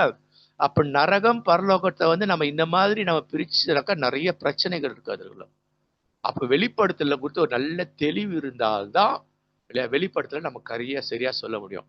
அது நம்ம மேம்போக்கா யாரோ சொல்லி கொடுத்துட்டாங்கன்னு பார்த்தோன்னா இந்த பிரச்சனைகள்லாம் நிறைய வரும், இந்த விஷயங்கள் நிறைய வரும். அப்ப ஏசு எப்பேற்பட்டவர்னாக்கா கொடுமைக்காரர். என்ன போட்டிருக்கு, எத்தனை கிலோமீட்டர் தூரம் ஒருத்தர் குதிரையில உட்காந்துக்கிட்டு இல்லையா, அது யார், இயேசுதான் சொல்லுது, குதிரையில உட்காந்துக்கிட்டு இல்ல ரத்த ஆறு ஓடுமா. அந்த குதிரை ரத்த ஆறு எவ்வளவு இருக்கும்னாக்கா இவர முழங்கால் அளவுக்கு இருக்கா. குதிரையில உட்காந்தா முழங்கால் அளவு, முழங்கால்னா எத்தனை அடி இருக்கும், குதிரை மேல உட்காந்தாக்கா ஒரு 5 அடி இருக்குமா. 5 அடி ஆழத்துல ரத்தத்துல குடிக்கிற ரத்தத்துல போற மாதிரி இருக்கும். அப்ப நம்முடைய கடவுள் அப்பேற்பட்ட கடவுளா? இந்த பிரச்சனை எல்லாம் வரும். ஆனா அது என்ன சொல்லுது, ஏன் சொல்லுது அப்படிங்கிறது உள்ள இருக்குது, நிறைய விஷயங்கள் இருக்குது இல்லையா. அதை தெரிஞ்சுக்கணும். நேரடியா எடுத்தோன்னா இந்த பிரச்சனை எல்லாம் வரும். நேரடியா வந்தோன்னா அப்படின்னா என்ன இல்லையா, மீட்புக்கு பிறகு இல்லையா அவட வெட்டி கூறு போட்டு அந்த ரத்தத்துல இயேசு போவார். கொடுமையால பயங்கரமான இல்ல, இந்து கடவுள் கூட அவ்வளவு கொடுமையா இருக்கிற மாதிரி இருக்க மாட்டாங்க. அப்ப இதெல்லாம் படிக்கணும், இந்த விஷயங்களும் நம்ம தெரியணும். ஏன்னா நம்மளாம் தலைவர்கள் தலைவிகள், ஒரு குழுவுக்கு போய் பேசுறோம், ஒருத்தர் நற்செய்தி அறிவிக்கிறோம், நம்ம ஒரு தலைவர், ஏன் அவரோட சீடர் ஆக்குறோம். அப்ப இந்த விஷயங்கள்லாம் நிறைய தெரிஞ்சுக்கிடணும். நல்லக்கா நீங்க வந்து சேர்ந்து இருக்கிறீங்க இதுல இல்லைங்களா, நிறைய கத்துப்பீங்க, நாங்க கற்றுக் கொடுக்குறோம் உங்களுக்கு இல்லைங்களா, நிறைய கற்றுக் கொடுக்குறோம் பண்றோம். இப்ப புரிஞ்சுதா? அப்ப அடுத்த பகுதி என்ன இல்லையா, அப்ப 2 இடம் இருக்கு இல்லையா. அவர்கள் ரெஸ்ட் இன் பீஸ், அவர்கள் சமாதானத்தில் உறங்குவார்கள் அப்படின்னு இருக்கு. ஆர்ஐபின்னு போடுறோம் அப்படின்னா என்ன அர்த்தம் தெரியுமா, ரெஸ்ட் இன் பீஸ். அப்ப இயேசுவை முழு மனதோடு ஏற்றுக்கொண்டவர்கள், முழு மனதோடு கடவுளுக்கு தன்னை சாவறதுக்கு முன்னாடி அர்ப்பணித்தாக்கா அவங்க எப்படி இருப்பாங்க, அவங்க மரணம் எப்படி இருக்கணும்னா அமைதியா, எந்த டிஸ்டர்பன்ஸும் இருக்காது இல்ல. இயேசு வரும்பொழுது அவங்க என்ன பண்ணுவாங்க, அவர்கள் எழுந்திருப்பார்கள் அப்படிங்கிற ஒரு பற்றுறுதி, கிறிஸ்தவ பற்றுறுதி. அப்படின்னா என்ன அர்த்தம், இயேசு வந்து ஒருவேளை கூட்டு பாரு, மோசையெல்லாம் அப்படி இவங்கெல்லாம் தூங்குறாங்க பாரு இல்ல, நீயா அவங்களோட போய் சேர்த்து தூங்கு, வருகையில நீங்களா எழுந்திருப்பீங்க. அதான் ஆர்ஐபி, ரெஸ்ட் இன் பீஸ்.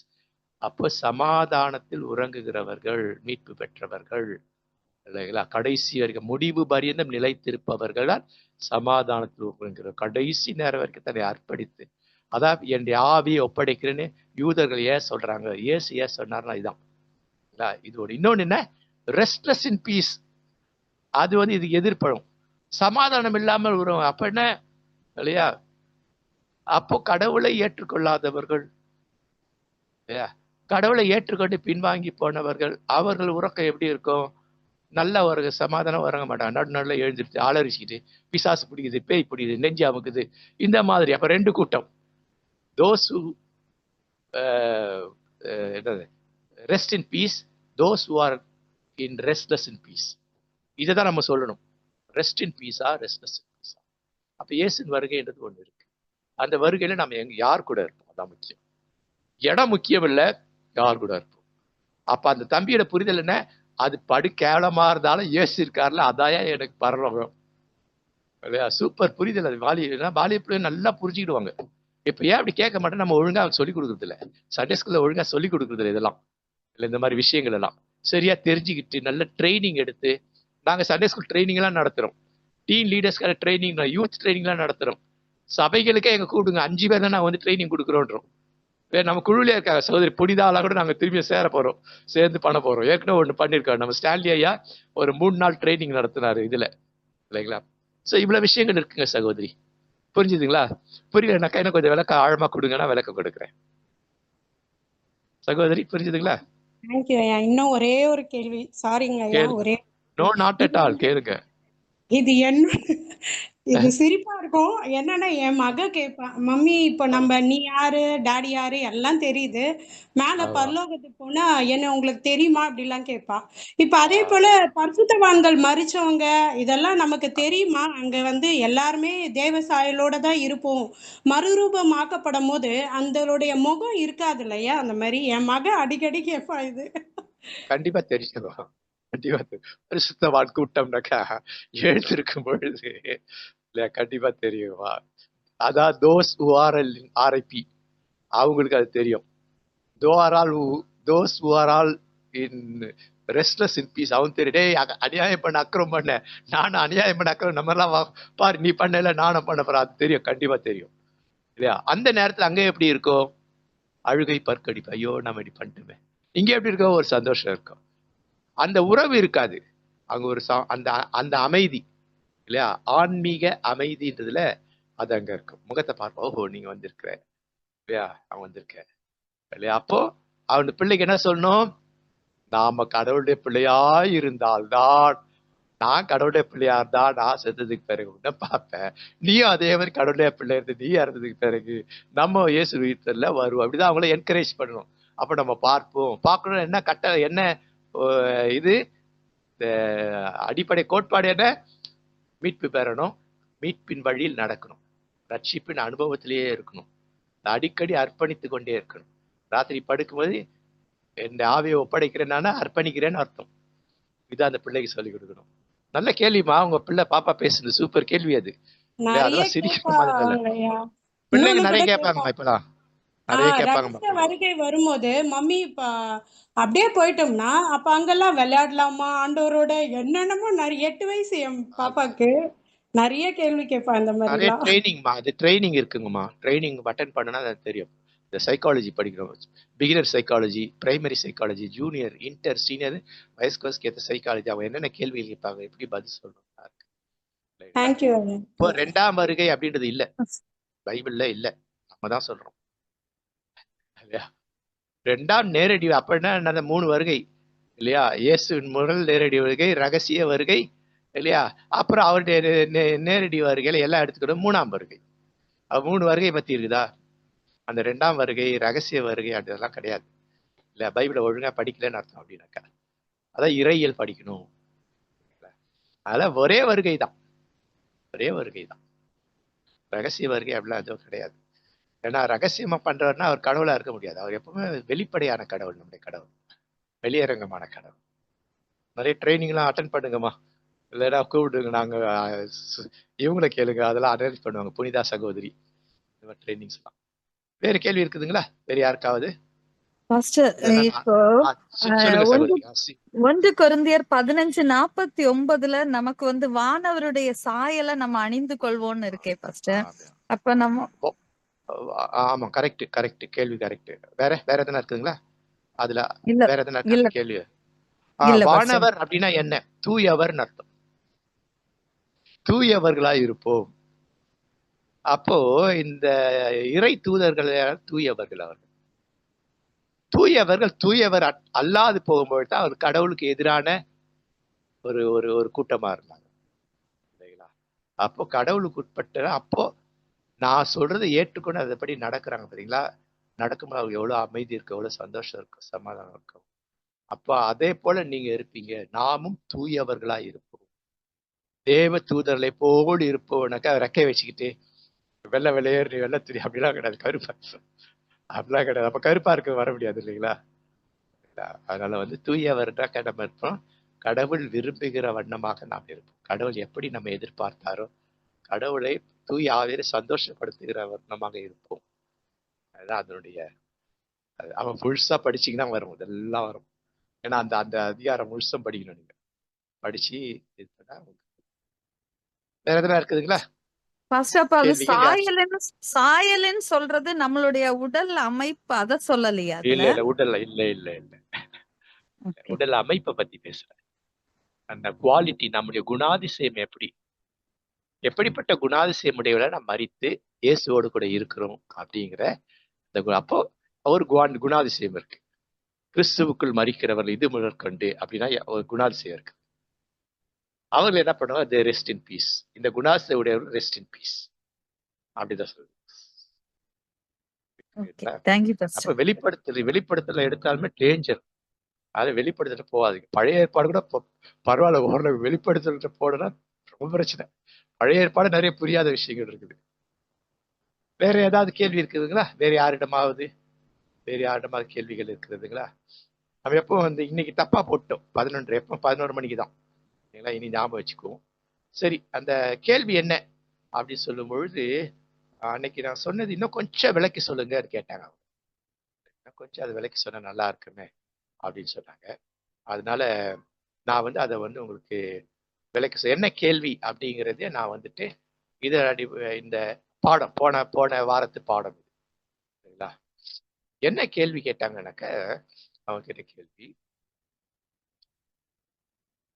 தேவ நீதி, இறை நீதி அதை நிறைவேற்றணும் அப்படி சொல்றாங்க. இறை நீதியை நிறைவேற்றுறது உனக்கு நல்லது, எனக்கு நல்லது. அப்போ இறை நீதினா என்னன்னு தெரியும். இறை நீதி முதல்ல இல்லையா, ஹோலிஸ்டிக் ஹோலினஸ், எல்லாவற்றையும் முழுமையான. இப்போ சான்ஸ்கிரிட்ல 3 வார்த்தை இருக்கு இல்லையா? பரிபூரணம், பூரணம், பரிபூரணம், சம்பூரணம். இதுக்கு 3 அர்த்தம் இருக்கு. பூரணம்னாக்கா என்ன நேரடியா பாருப்பா, முழுசா எல்லாம் சூப்பரா இருக்க பாணி, பேச்சு, ட்ரெஸ் எல்லாம் முன்பகுதி. பரிபூரணம்னா என்ன அப்படின்னாக்கா, எனக்கு முன்ன பின்ன சைட்ல 6 டைமென்ஷன், மேல கீழே, இது பரிபூரணம். பைபிள்ல வசனங்கள் வருதுங்களா இதெல்லாம்? சம்பூரணம் அப்படின்னா என்ன தெரியுமா? இதோட கூட எனக்கு உள்ளேயும், எனக்கு உள்ள, இதான் சம்பூரணம். இதான் ஹோலினஸ் ஆஃப் த ஹோலி. இததான் பேதுரு சொல்றாரு, முடிவு பரியந்த நிலைத்திருப்பவர். சரிங்களா? அப்போ கடவுள் இந்த சிஸ்டர், நீ எனக்கு முன்னாடி இருக்குன்னா அந்த அளவுக்கு தூய்மையுள்ளமா தூயவர் நான், நீங்களும் அப்படி இருங்க. ஆனா அப்படி சொல்ல, நான் தூயவர், நீங்களும் தூயவராயிருங்கள். நான் மகா பரிசுத்த, நீங்களும் மகா பரிசுத்தராயிருங்கன்னு சொல்ல. அவர் தெரியும் நம்மளால இருக்க முடியாதுன்ட்டு. நீங்களும் பரிசுத்தராயிருங்கள். அப்ப அந்த முழுமைக்கு எப்ப போவோம்னாக்கா, அடிக்கடி பரிசாவியர்கள் கூட நம்மை ஒப்புரவாக்கி கொண்டே இருக்க, பாவங்களை கழித்து கொண்டே இருக்கும் பொழுது, இல்லை அந்த இதுக்கு பேர் தான் ரட்சிப்பின் அனுபவம். அப்படியே இருந்துகிட்டே வளர்ந்து வளர்ந்து வளர்ந்து, பாவம் செய்யணும், பாவம் செய்யட்டும், பரிசா இன்னும் பரிசம் பண்ணட்டும். சோ இதெல்லாம் தேவ நீதி. இதுதான் தேவ நீதி. அப்போ இந்த தேவ நீதி இதை குறித்து பேசுது இல்லைங்களா? அப்போ இந்த தேவ நீதியில எது? இயேசு பாவமே செய்யலையா? எல்லாரும் ஞானசாரம் எடுத்தாங்க, பாவங்களை அறிக்கை செஞ்சுச்சா ஞானசாரம் தான் ரூல். அப்ப இயேசு என்ன பண்ணும்? பாவ அறிக்கை செய்து ஞானஸ்தானம் பெறணும். நிறைய பேர் இடநிலை தான், அவர் பரிசுத்தமான, அவரு எப்படி பாவம் செய்ய இல்லைங்களா? அப்ப அங்க ரூல் சொல்லுது பரிசுத்தமா இருக்கணும். அப்ப இயேசு என்ன பண்ணாருன்னா, என்கிட்ட ஒரு அதனுடைய கிரேக்க வார்த்தை தெரியுமா, ஒரு ஊசி முனை அளவுக்காவது பாவம்னு உன்ட்ட யாராவது சொல்ல முடியுமா அப்படின்னு சேலஞ்ச் பண்றாரு. அப்போ அவர் ஊழியத்துக்கு வருவதற்கு முன்னாக ஊசி முனை அளவுக்கு ஏதோ இருந்திருக்குது அவர்கிட்ட. என்ன பண்ணிருக்கலாம்? கோபம் இருந்திருக்கலாம், எரிச்சல் இருக்கலாம். அதான் பாவம் பைபிள்ல சொல்லுது. என்ன கோபம், என்ன எரிச்சல்? 30 வருஷம் பாரு, சின்ன வயசுல இருந்து பாக்குறாரு, டீனேஜ் வயசுல பாக்குறாரு இல்லைங்களா? நான் இவ்வளவு இதுவா பைபிளை பத்தி பேசுறேன் இல்லையா? அவங்க ஆச்சரியப்படுற அளவுக்கு. அப்ப அவங்க என்னை விட நிறைய படிச்சிருக்கணுமே. 12 வயசுல கொண்டு போறாங்க அவரை பிரதிஷ்டை பண்றதுக்கு. அப்ப அவருக்கு என்னடா இப்படி இருக்காங்களே இவங்க இல்லையா? அடுத்தது என்ன இருக்கணும்? ஒருவேளை அவருக்கு நம்ம பெரிய ஆளு கொஞ்சம் கொஞ்சம் இருந்திருக்கலாம், தெரியாது நமக்கெல்லாம். ஏன்னா அவர் எப்பவுமே தன்னை தூய்மைப்படுத்துறவராக இருந்து கொண்டிருந்தார் இருக்கும். இந்த கடைசி நேரத்துல வரும்போது, அது ஊழியத்துக்கு வரும்பொழுது சூழலை பார்க்கிறார், வேத பார்க்கிற சனகரின் சங்கத்தார் இவெல்லாம் பண்றது அநியாயம், அக்கிரமம். இதை சரிப்படுத்த வந்தாரு, அவங்க மேல ஒரு எரிச்சல், ஒரு கோபம். அப்ப நான் தூய பலியாளா இருக்கணும்னாக்கா இந்த சின்ன விஷயத்துக்கு நான் விடணும். இதான் நமக்கு சொல்லிக் கொடுத்தா, இயேசு சொல்லிக் கொடுத்தான். அப்ப நம்ம எந்த அளவுக்கு நம்ம அனுதினமும் பரிசுத்தமா இன்னும் பரிசுத்தமாகுங்கள். அப்ப இதை எழுதியிருக்காருன்னா இயேசுன்னு இந்த இதை வச்சுதான் எழுதியிருக்காராங்க. இன்னும் பரிசுத்தமாக எழுதப்பட்டிருக்குன்னா இதுதான். அப்ப இயேசு என்ன பண்ணியிருப்பாரு, அந்த சின்ன சின்ன விஷயங்கள்லாம் ஐயோ நான் பண்ணக்கூடாது இல்ல, இருந்தாலும் அவளை திருந்தனா இல்லையா பண்ணியிருப்பாரு. பொல்லாத விபச்சார சன்னதி திட்டுறாரு. அன்னைக்கு நைட்டே போயிட்டு அவர் என்ன பண்ணிப்பாரு, இதெல்லாம் தேவநீதி. அவர் தன்னை திரும்ப திரும்ப திரும்ப தூய்மைப்படுத்தி கொண்டே இருந்தார். என்னதான் யூதன் அதை செய்யணும். ராத்திரி படுக்கும் பொழுது இல்லையா என்ன பண்ண சொல்லுது, சூரியன் மறைவதற்கு முன் பரிசுத்தப்படுத்திக்க ஒண்ணு. அதான் அர்த்தம் அதுக்கு. அப்ப இயேசு ஐயோ நான் அப்படி பேசினேன், அப்படி பேசியிருக்க கூடாது, அந்த வார்த்தை பேசியிருக்க கூடாது, சாரி. புரியுதுங்களா? இதான் தேவநீதி. இந்த தேவ நீதியை நிறைவேற்றணும். நீயும் நிறைவேற்றணும், நானும் நிறைவேற்றணும். இதை வந்துட்டு திரும்பிய நான் வந்து உங்களுக்கு அனுப்புறேன் இல்லையா. என்ன பள்ளத்தாக்குகள் எல்லாம் எப்படி இருக்குது முதல்ல பாக்குறாரு. பள்ளத்தாக்குகள்லாம் பள்ளமாவே இருக்குதே. ஊழியத்துக்கு வரத்துக்கு முன்னாடி, ஊழியத்துல அவர் என்டர் பண்றதுக்கு முன்னாடி அது நிரப்பப்படாம பள்ளமாவே இருக்குதே. மேடுகள்லாம் மேட்டிமைகள், பெருமைகள், இதெல்லாம். பள்ளத்தாக்குன்னா என்ன, எல்லாம் கீழே இருக்கிறாங்க ஜனங்க. அவங்கள தத்தின்றதுக்கு ஆள் இல்லை, அவனுக்காக போய் பரிந்து பேச ஆள் இல்லை, ஒரு சோறு கொடுக்க ஆள் இல்லை, வெறுமனே போய் நற்செய்தி அறிவிச்சு உட்காந்துருக்கான். அவன் தேவைகள்லாம் சந்திக்க ஆள் இல்லை, பள்ளத்திலேயே இருக்கிறான். அவன் மேல கொண்டு வரல, அதான் பள்ளத்திலேயே இருக்கிறாங்க. அதான் அர்த்தம். மேடுகள்லாம் மேட்டிமையானவர்கள் இருக்காங்க. அவன் கரையில, அவன் தன்னை கரைத்து கொள்ளவில்லை, கடவுளுக்கு ஒப்புரவாகல. நிறைய குறுக்கட்னஸ் இருக்குது. நான் சொல்லுகிறதாவது அதான், கண்ணுக்கு கண் பல்லுக்கு பல் அங்க இல்லையா, அது அப்படியே மாத்தி எழுதி இருக்குது அங்க இல்லையா. நான் சொல்லுவதாவது அது அல்ல இதுதான் அப்படின்றார் இல்லையா. அப்போ பைபிள் எல்லாம் பிரச்சனைகள், அப்போ அது எழுதப்பட்டதுலேயே பிரச்சனைகள் இருக்கு. அது எப்படி டீல் பண்ணு நான் போன இதுக்கு முன்னாடி பாடத்தெல்லாம் எடுத்திருக்கிறேன். நான் இல்லை 2வது முறை எடுத்திருக்கிறேன். அடுத்தது என்ன, கரடு முரடானவைகள், அனைத்து முரடானவைகள் அப்படின்னா ரட்சிக்கப்பட்ட நீ எப்படி இருக்கிற, கடவுள் எதிர்பார்க்கிற மாதிரி நீ இல்லையா, மாடி மேல மாடி கட்டிட்டு இருக்கிறியா, இல்லை அடுத்த தங்குறதுக்கு இடம் இல்லை, ஒரு வேளை சாப்பாடு இல்லை, அப்ப என்ன ஊழியக்காரன் நீ முரட்டாட்டமா பிடிச்சவனா தானே இருக்கிற. அந்த பரிசைய சொல்றான் இல்லைங்களா, அந்த மாதிரி அப்படிதானே நீ இருக்கிற. அப்போ இந்த எரிச்சல், இந்த கோபங்கள் அது சரி. அப்போ ஆண்டவரே நீ என்னை அனுப்புறதுக்கு நான் என்னை முற்றிலும் ஒப்பு கொடுத்து, அதுக்குதான் அவர் சாட்சி சொல்றார். உலகத்தின் பாவத்தை சுமந்து தீர்க்கிற பலியாடு அப்படின்னா சிறந்த ஆடுதான். ஒரு துளி அந்த ஆட்டுல இருந்து நம்ம குற்றம் கண்டுபிடிக்க முடியாத குற்றமற்ற ஒரு துளியும் குற்றமற்ற ஆடுன்னு சாட்சி சொல்றார். எப்போ இது நடந்தது பேர் அந்த சாட்சி வருது இல்லையா. அப்ப என்ன சொல்லியிருப்பாரு, நான் இந்த மாதிரிலாம் யோசிச்சுட்டு இருந்தேன், அதனால நான் கடவுள்கிட்ட மன்னிப்பு கேட்கிறேன், இப்ப திருமுழுக்குடு. புரியுதுங்களா? அப்ப நான் வந்தது நோக்கம் என்ன, பள்ளங்கள் எல்லாம் நிரப்புறதுதான் வந்தேன். மலைகள் குன்றெல்லாம் தாழ்த்தப்படணும், கோணலாதெல்லாம் நேராகணும், கரடு முன்னா சமமாகணும். ஏன், நான் தான் வழி. நீ அமைக்கிற வழியில தான் நான் நடக்க போறேன்.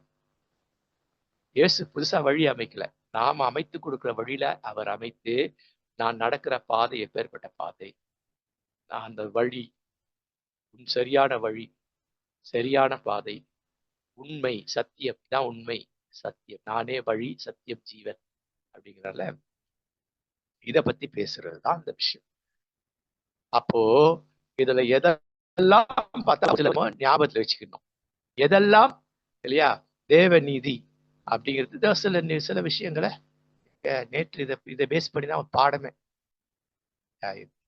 இதை பேஸ் பண்ண பாடம், இந்த பாடம் கொண்டு நான் அனுப்புறேன். பாடம் நம்ம பாடம் சம்பந்தப்பட்டது தான். நேற்று திருச்சபையில இதான் செய்தி, உறுதியற்றோர் 3 நம்பிக்கையில வந்தது. 8, 9, 10, 11 வாரமே.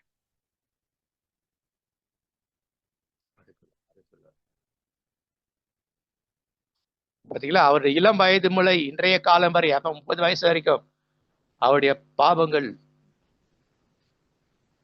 ஏன்னா அவர் 100க்கு 100 மனுஷன்ட்ட பாவம் இருக்கும். ஆனா அவர் எப்படி செய்யறார், 100க்கு 100 கடவுள். ஆனா கடவுள் தன்மையை அவங்க பண்ணல, 100க்கு 100 சம்பூர்ண மனுஷனாக அவர் வாழ்ந்தார். சம்பூர்ணத்தை பெறுவதற்கு தான் அங்க மற்றவங்க எல்லாம் பாவங்களை அறிக்கை செய்து திருமுழுக்கு பெற்ற பொழுது கிரீக்ல அப்படிதான் இருக்கும். அவரும் அபிதமாகவே திருமுழுக்கு பெற்றார். அபிதம்னா என்ன? அவர் அதை செஞ்சுதான் பண்ணி இருக்கிறாரு இல்லையா? இதை படிச்சீங்கன்னா உங்களுக்கு தெரியும். தெரியுது இல்லைங்களா? தெரியலையா? ஷேர் ஆகுதுங்களா ஐயா? ஷேர் ஆகுதா? இது யாரும் பதில் சொல்லியா? ஓகே. இறை நீதி, கடவுளுடைய நீதினா என்ன? நிறைய இருக்கு. அதுல சிலது கொடுக்குற கடவுளுடைய திட்டங்கள், இதுகளுக்கு கட்டளைகளுக்கு கீழ்ப்படிந்த நடத்தல் என்பது தேவ நீதி. அப்படின்னா நாமா தூயவர், நீ தூயவராயிருந்து கட்டளை. உலகமெங்கு போய் நற்செய்தி அறிவி கட்டளை. சீசர் ஆக்குறது கட்டளை. திருமுழுக்கு கொடுந்து கட்டளை. அவர்களை உருவாக்கு, சீசரா உருவாக்குறது கட்டளை. மா தூயவை மகா பரிசு கட்டளை. முறைப்படியான திருமுழுக்கு.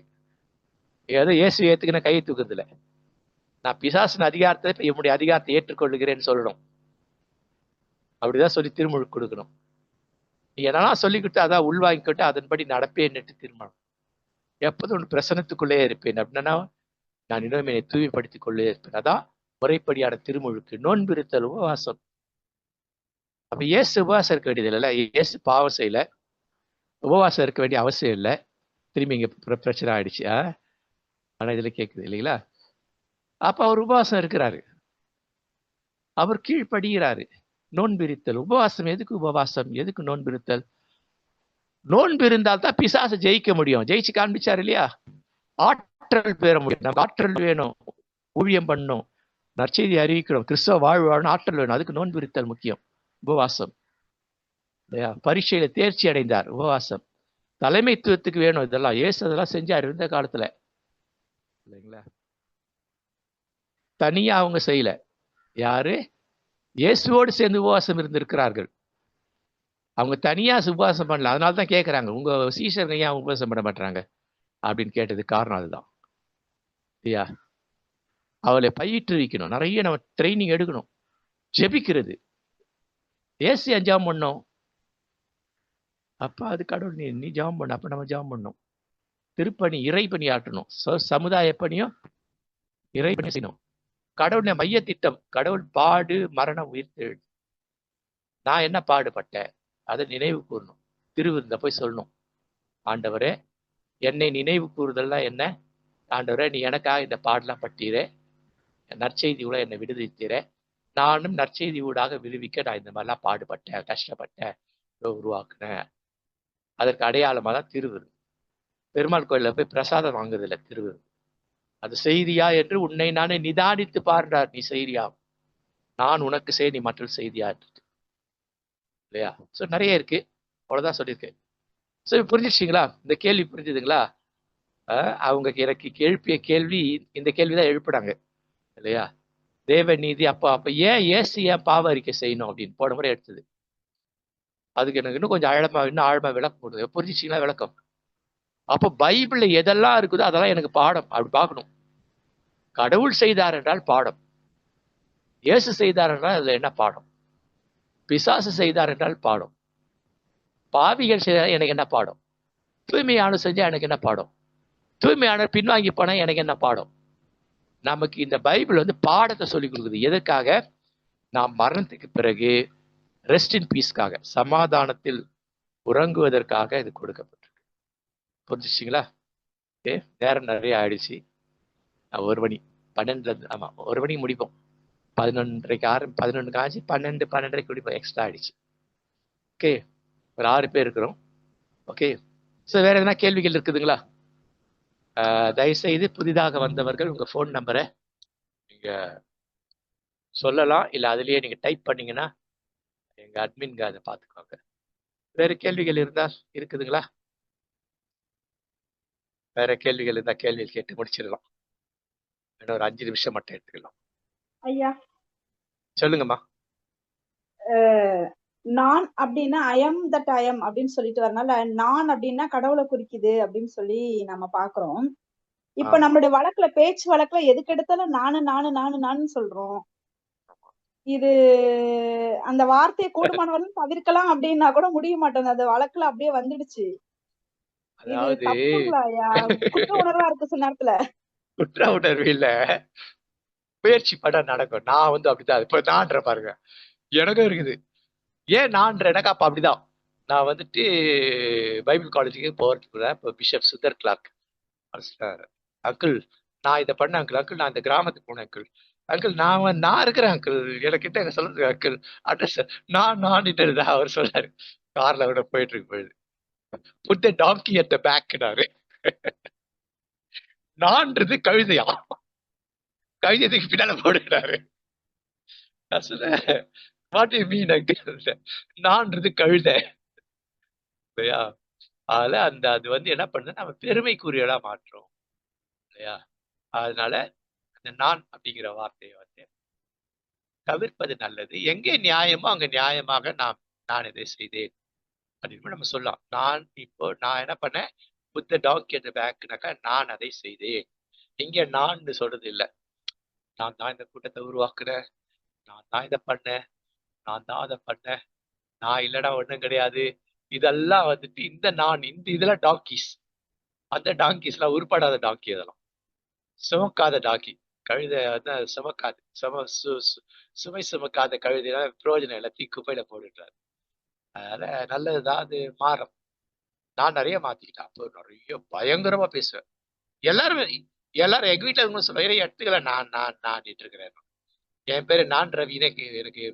எனக்கு ஒரு அடைமொழி பேர் நான் ரவி வந்துட்டான்டா அப்படின்வாங்க. அது கொஞ்சம் இதெல்லாம் நம்ம என்ரிச் பண்ணிக்கிறது தான். ஓகே, புரிஞ்சுதுங்களா? வேறு கேள்விகள் இருக்கிறதா?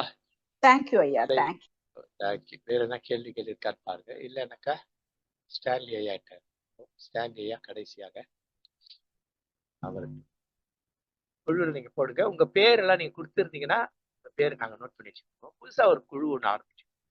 பழைய குழு கலைக்க போறோம். புதுசா ஒரு குழு GPC Gamaliel Bible college Zoom meet. ZTMனா ஜூம் மீட். அதுடைய ஆக்டிவ் டிசைபிள்ஸ். நீங்களாம் ஆக்டிவா இருக்கிறீங்க.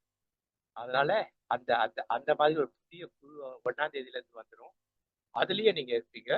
பழைய குழு நம்ம சேர்த்திருக்க ஜிபிசி ஜூம் மீட் அப்படின்னு போட்டிருக்கு. அதை வந்து பிறகு 3 விழா பண்ணிட்டு இதுல வந்து நான் எப்படிலாம் இருப்பேன்னு சில சட்ட திட்டங்கள்லாம் போடுவோம். இன்னைக்கே போடுவோம். ரெடி பண்ணிட்டோம், போட்டுட்டு அதை எல்லா இதுலயும் போடுவோம். அது அப்படின்னா ஒரு சின்ன கூட்டம் போறோம். ஒரு 20 பேர் 25 பேர் போறோம். 200 பேர் 250 பேர்லாம் இருக்குதா தேவை. சிறிய கூட்டம். அதான் நம்ம நிறைய செய்யலாம். இப்போ ஓவர் டு ஸ்டான்லி ஐயா.